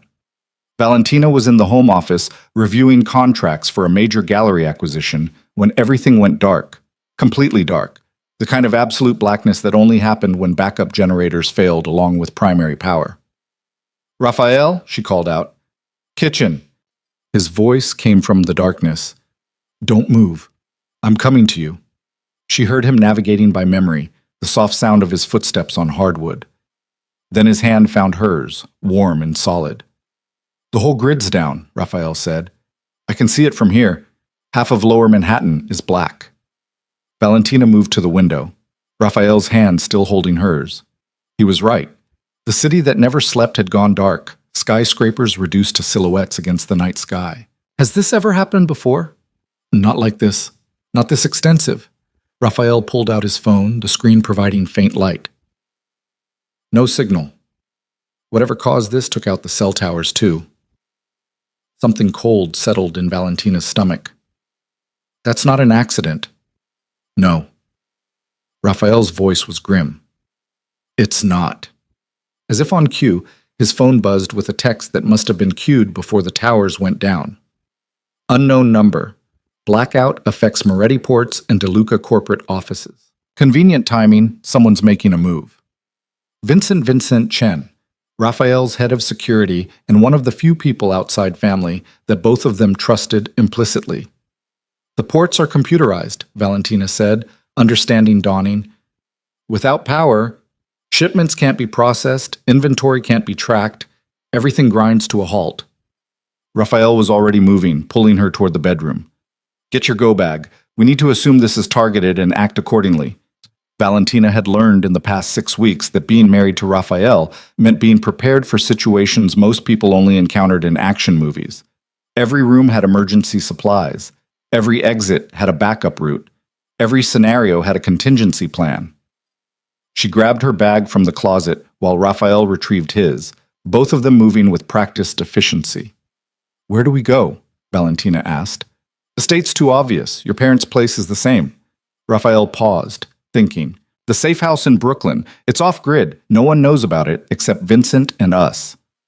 "Then that's where we go." They made it to the stairwell. Elevators were useless without power before Raphael's phone buzzed again. Another text. This one from a number Valentina didn't recognize. "Your marriage is built on lies, and you know it. Check your email. The truth has been waiting 7 years. A friend." Raphael's face went white in the phone's glow. "What is it?" Valentina asked. "Someone claiming they have information about what happened to us." Raphael's voice was tight. "About who orchestrated the separation." "We already know that person is dead." "Do we?" Raphael scrolled through his phone. "Or is that just what we were told?" He opened his email. Despite the lack of cell signal, the message had loaded before the towers went down. There was an attachment, a video file, grainy and dark, timestamped from 7 years ago. Raphael hit play. The video showed what looked like a private office. 2 men sat across a desk from each other. It took Valentina a moment to recognize them through the poor quality footage, and when she did, her blood turned to ice. Bruno Moretti, Vincenzo De Luca, 7 years younger, locked in intense conversation. "Can't let them continue," Bruno's voice came through tinny but clear. "If Raphael and Valentina actually commit to each other, we lose control of the alliance. Love makes people unpredictable." "Agreed." Vincenzo's tone was clinical. "We need them apart, permanently enough that they don't try again, but not so obvious they suspect manipulation. I have someone close to Valentina. She trusts them completely. A few carefully placed words about Raphael's intentions make her think he was using her for leverage." "I'll handle Raphael," Vincenzo interrupted. "Make sure he hears that Valentina only wanted him as rebellion against family expectations, that she's been secretly seeing Alessandro the whole time, planning to use Raphael to make his brother jealous." "Will he believe it?" "He's 25 and proud. Of course he'll believe it." Vincenzo paused. "But we need them to hate each other. Not just drift apart. Hate ensures they never try again." "Agreed. I'll make sure Valentina believes Raphael bragged about manipulating her. That should do it." "And if they try to talk to each other, compare notes?" Bruno smiled, cold and calculating. "We make sure they don't have the chance. Keep them separated, busy, surrounded by people who reinforce the narrative we're creating. By the time they realize they could talk, they'll be too bitter to try. The video ended. Valentina felt like she'd been gutted. Raphael's hand had gone rigid in hers. "Our fathers," she whispered. "It was our fathers the whole time." They orchestrated everything. Raphael's voice was hollow. The lies, the separation, probably even pushing you toward Alessandro to seal the deal. And we believed them. For 7 years, we believed them. The blackout suddenly made terrible sense. Someone, whoever sent this video, had engineered it specifically to trap them together in the dark, force them to face a truth that had been hidden for 7 years. Raphael's phone buzzed. Another text. They killed the person who helped them because loose ends are dangerous. But I kept records, insurance. This blackout? That's them trying to cover their tracks again. They know you're getting close to the truth. Watch your backs. A friend. "We need to move," Raphael said, his voice turning sharp and focused. "Now. If they're willing to black out half of Manhattan to hide their conspiracy, they're willing to do much worse." They ran down 25 flights of stairs, emerged into a lobby lit only by emergency lights and the glow of car headlights from the street. Raphael's car was useless without the electronic garage door, so they moved on foot, staying in shadows, avoiding the main streets where chaos was starting to bloom. 3 blocks from the penthouse, Valentina heard footsteps behind them. Multiple people, moving with purpose. Raphael. He'd heard them too. "This way." They ducked into an alley, pressed against the wall. 3 men passed by, clearly searching. One of them spoke into a radio. "No sign on Hudson, expanding the perimeter." "They're looking for us," Valentina breathed. "Yeah." Raphael's expression was grim. "And my father doesn't send 3 people for a friendly conversation." They waited until the footsteps faded, then continued toward Brooklyn, moving through a city that had descended into dark chaos. Without traffic lights, intersections had become dangerous.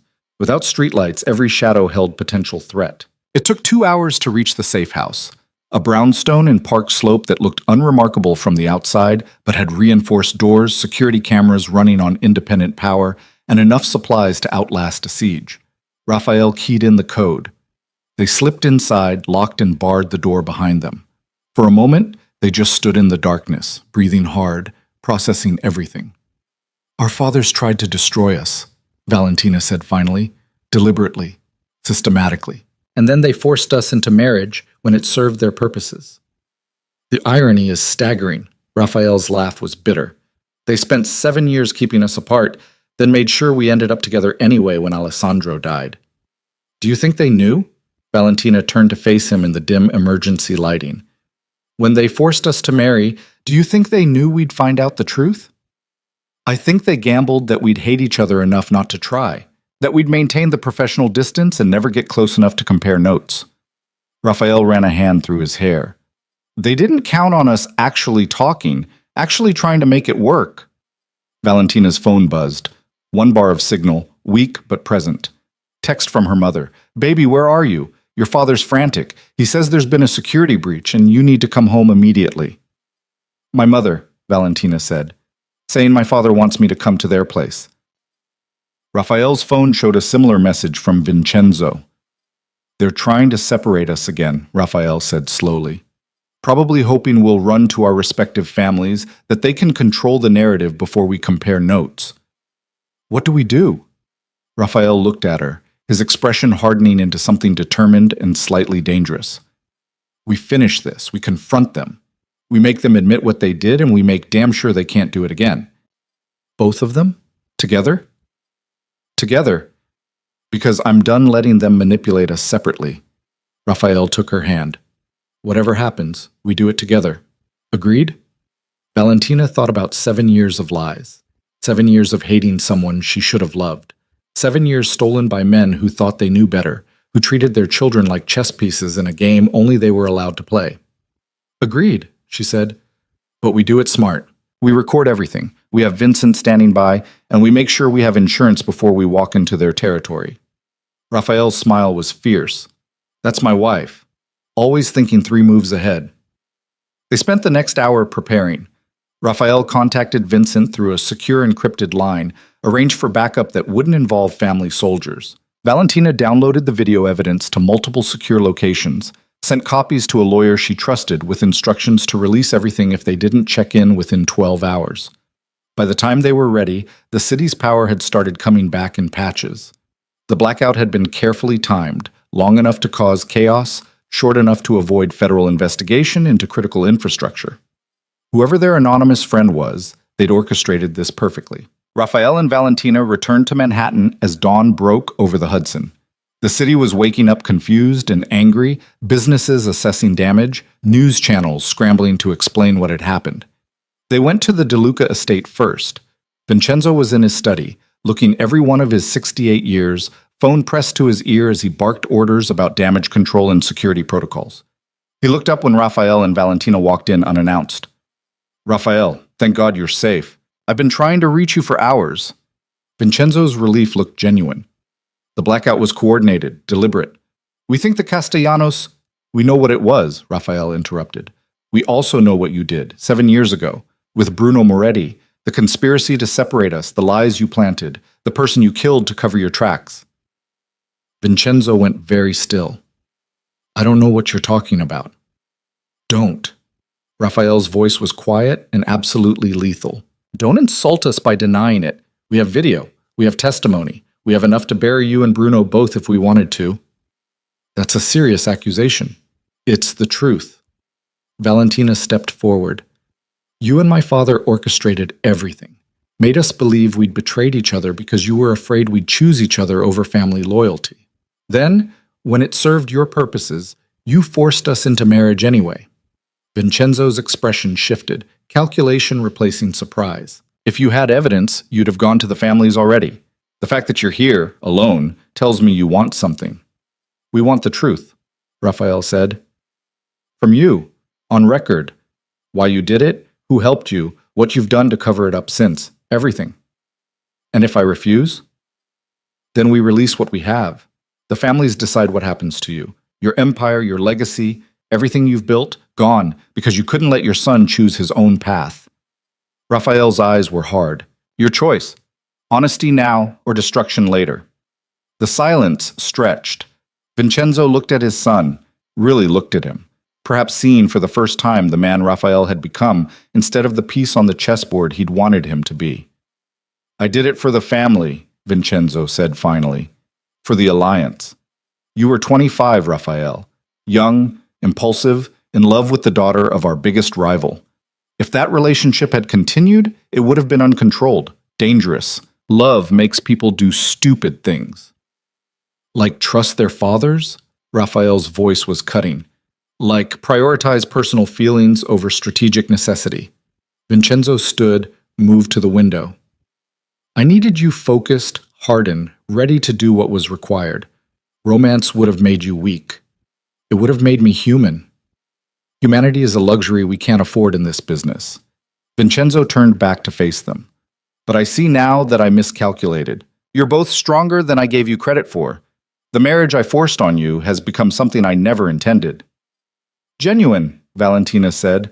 "Real, built on honesty instead of manipulation. Ironic, isn't it?" Vincenzo's smile was bitter. "I tried to keep you apart and ended up pushing you together. I tried to control the alliance and created something I can't control at all." "You created a disaster," Raphael corrected. 7 years of pain that could have been avoided. A marriage that started with resentment instead of partnership. A relationship we had to fight for instead of being allowed to build naturally. "I regret the pain," Vincenzo said, and for the first time he sounded genuinely remorseful. "But I don't regret the alliance.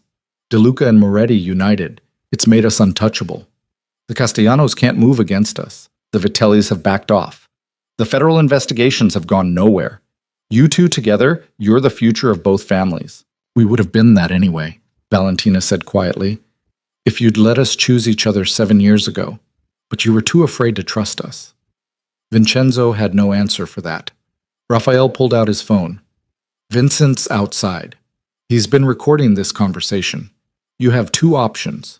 You can cooperate fully, admit what you did to the families, step back from operational control, let Raphael and me actually lead instead of being your puppets. Or we release everything, Let the families decide your fate and deal with the fallout. You destroy your own father?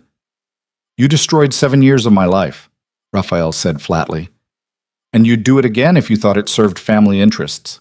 So yes, if that's what it takes to make sure you never manipulate anyone like this again, I'll destroy you. The threat hung in the air. Vincenzo looked at his son, saw the absolute certainty in his eyes, and something in his expression crumbled. What do you want? He asked quietly. Truth. To everyone. Public admission of what you did. Raphael's voice remained hard. Apology to Valentina. Transfer of operational control to me. And you retire.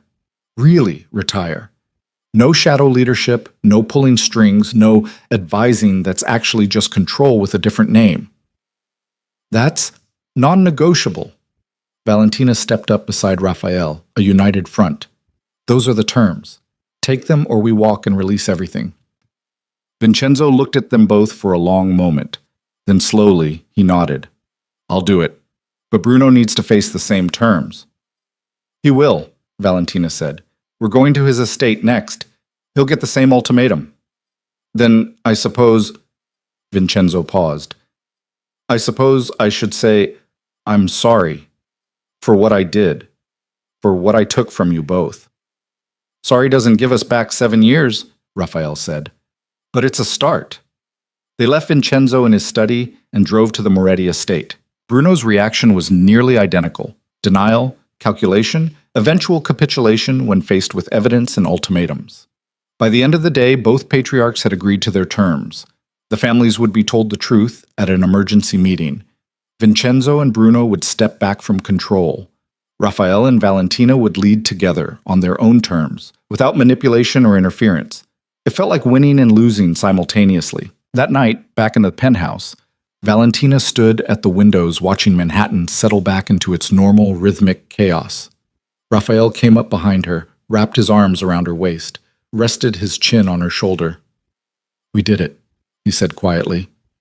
We destroyed our father's legacies. We took control of our own lives. Raphael pressed a kiss to her temple. There's a difference. Is there? Valentina leaned back into him. I feel like we just dismantled everything 3 generations built. No, we dismantled the system that treated people like assets instead of human beings. The business will survive. The families will survive. But maybe now they'll do it with a little more humanity and a little less manipulation. Raphael turned her to face him. That's worth something. Valentina looked up at him, this man she'd hated and loved and married and fought for. This man who'd stood beside her while they confronted the people who'd shaped their entire lives. This man who'd chosen truth over comfort, partnership over power. I love you, she said, simply, honestly, without fear. Raphael's expression softened into something that looked like wonder. I love you too. I think I have for 7 years, even when I was trying not to. Even when I thought I hated you. That's inconvenient. Very, Raphael smiled. But I'm choosing to see it as efficient. 7 years of feeling, 1 marriage, no time wasted falling in love because we already did that part. Valentina laughed, then kissed him.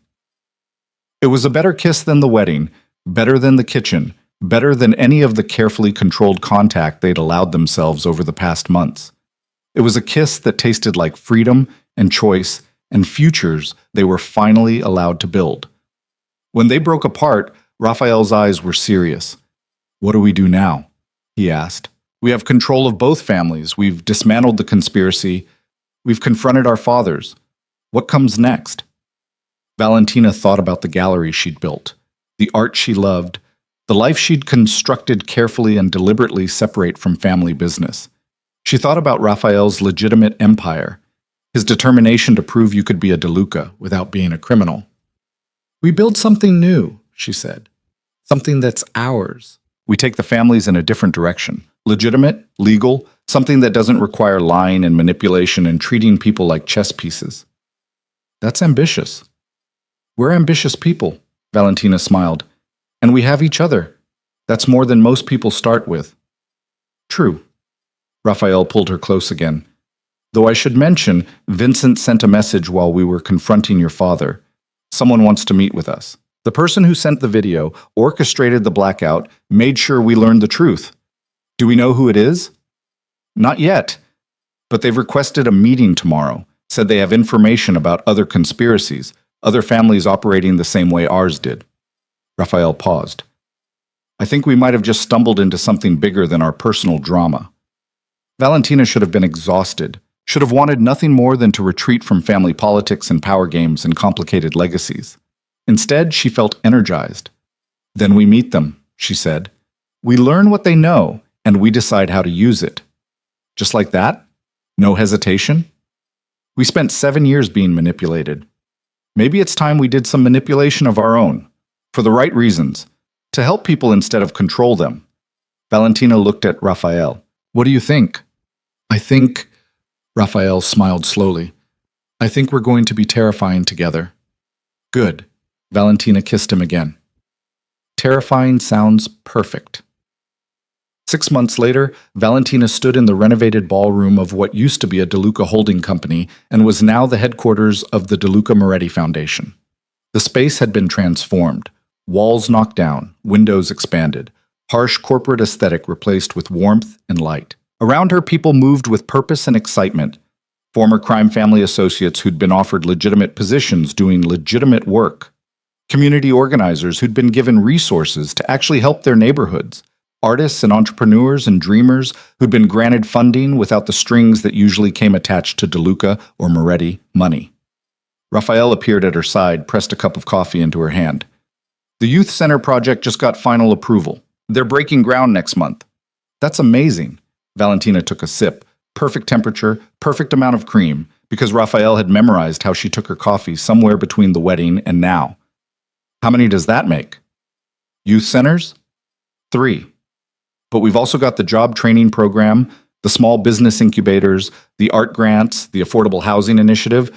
Raphael smiled. We've been busy. We have. Valentina looked around the foundation headquarters, still somewhat amazed that this existed, that they'd taken family money built on questionable business and funneled it into something that actually helped people. Their fathers had been furious at first, then resigned. Now cautiously supportive as they watched the DeLuca Moretti reputation transform from feared to respected. It turned out legitimacy was good for business. I have news, Valentina said, setting down her coffee. Raphael turned to give her his full attention. Good news or complicated news? Both, probably. Valentina took a breath. I'm pregnant. For 3 full seconds, Raphael just stared at her. Then his face broke into the most genuine smile she'd ever seen on him. He seemed to be having trouble with words. Really? Really. About 8 weeks. I found out yesterday, wanted to wait until we were alone to tell you. Valentina watched his expression carefully. I know we never really talked about kids, and with everything happening with the foundation, Raphael kissed her, cutting off her anxious rambling. When he pulled back, his eyes were bright. This is the best news, he said firmly. Complicated, yes. Terrifying, absolutely. But the best news. Yeah? Valentina felt relief wash over her. Yeah. Raphael's hand moved to her stomach, still flat, no visible sign of the life growing there. We're going to have a baby. We're going to have a baby, Valentina repeated, testing the words. They felt surreal and perfect simultaneously. Around them, the foundation continued its organized chaos. People who'd been given second chances, creating opportunities for others to have the same. A cycle of redemption and transformation built on the ruins of what used to be. Valentina leaned into Raphael, his hand still resting on her stomach, and thought about the future. Their child would grow up in a different world than they had, would know their grandparents but wouldn't be shaped by their machinations, would understand power but also responsibility, legacy, but also choice. We should tell our parents, Raphael said, before they hear it through the family grapevine. Together? Always together. Raphael pressed a kiss to her temple. That's our thing now, remember? United front, no matter what. They told their families that evening over dinner at the DeLuca estate, a meal that had become monthly tradition, awkward at first but gradually settling into something resembling normalcy. Vincenzo's reaction was careful emotion masked as practicality. Bruno's was tearful joy barely contained by masculine stoicism. Elena cried openly and started planning a nursery immediately. A grandchild, Vincenzo said quietly, looking at Raphael and Valentina with something that might have been pride. The next generation. Different from the last three, Raphael said firmly, raised with choices. Taught that power is about responsibility, not control. We'll see. But Vincenzo smiled slightly. Though I suspect you'll be better at this than I was. That's a low bar, Raphael said dryly. Fair point. After dinner, Valentina found herself alone with her father on the terrace. Manhattan sprawled before them, lights glittering like promises. I'm sorry, Bruno said quietly. I've said it before, but it bears repeating. What I did to you and Raphael, I thought I was protecting the family. I thought I knew better. I was wrong. You were, Valentina agreed. But you're trying to do better now. That counts for something. Does it? Bruno looked at her. Does it make up for 7 years? No, but it makes the future possible. Valentina took his hand. This baby, your grandchild, they'll know you, know what you did, know how you tried to fix it. They'll get to decide what that means. That's fair. Bruno squeezed her hand. More than fair, probably. They stood in comfortable silence, watching the city that had shaped them both. Inside, Raphael was having a similar conversation with Vincenzo. Forgiveness wasn't simple or complete, but it was happening in small increments. Choices made, patterns broken, futures chosen instead of inherited. 3 months later, Valentina stood in front of a mirror, looking at the small but definite curve of her stomach. She was wearing a dress for the Foundation's first annual gala, a fundraiser that had attracted legitimate business leaders, politicians, even a few celebrities who wanted to be associated with the De Luca Moretti transformation story. You look beautiful. Raphael appeared behind her, dressed in a tuxedo that made him look like he'd stepped out of a magazine. I look pregnant. You look beautiful and pregnant. Raphael's hand settled on her waist. There's a difference. Smooth talker. But Valentina smiled. The gala was a success by every metric.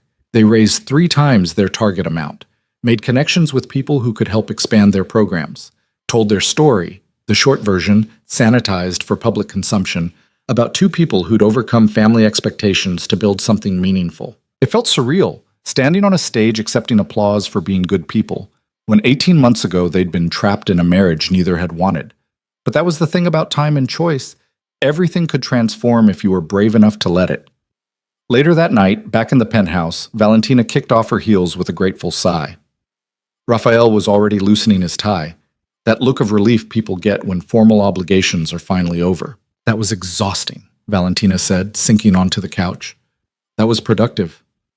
Raphael joined her, pulled her feet into his lap, and started massaging them without being asked. And you were amazing. That speech about second chances and redemption. I saw grown men crying. I saw you crying. I had something in my eye. Sure you did, Valentina smiled. But thank you. For all of this.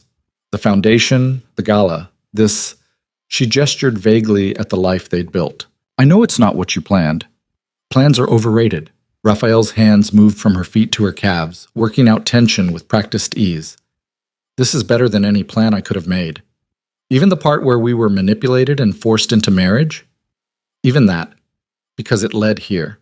To this. To us. Raphael moved closer, his hand settling on her stomach. To them. The baby kicked, a small flutter that still amazed Valentina every time. They're going to be so loved, she said quietly, so protected, so free to choose who they want to be. Yeah. Raphael's voice was rough with emotion. They are. Because we know what it's like to not have that. And we're going to make damn sure they never feel trapped by our expectations. Valentina turned to look at him. This man who'd been her enemy, her partner, her husband, her love.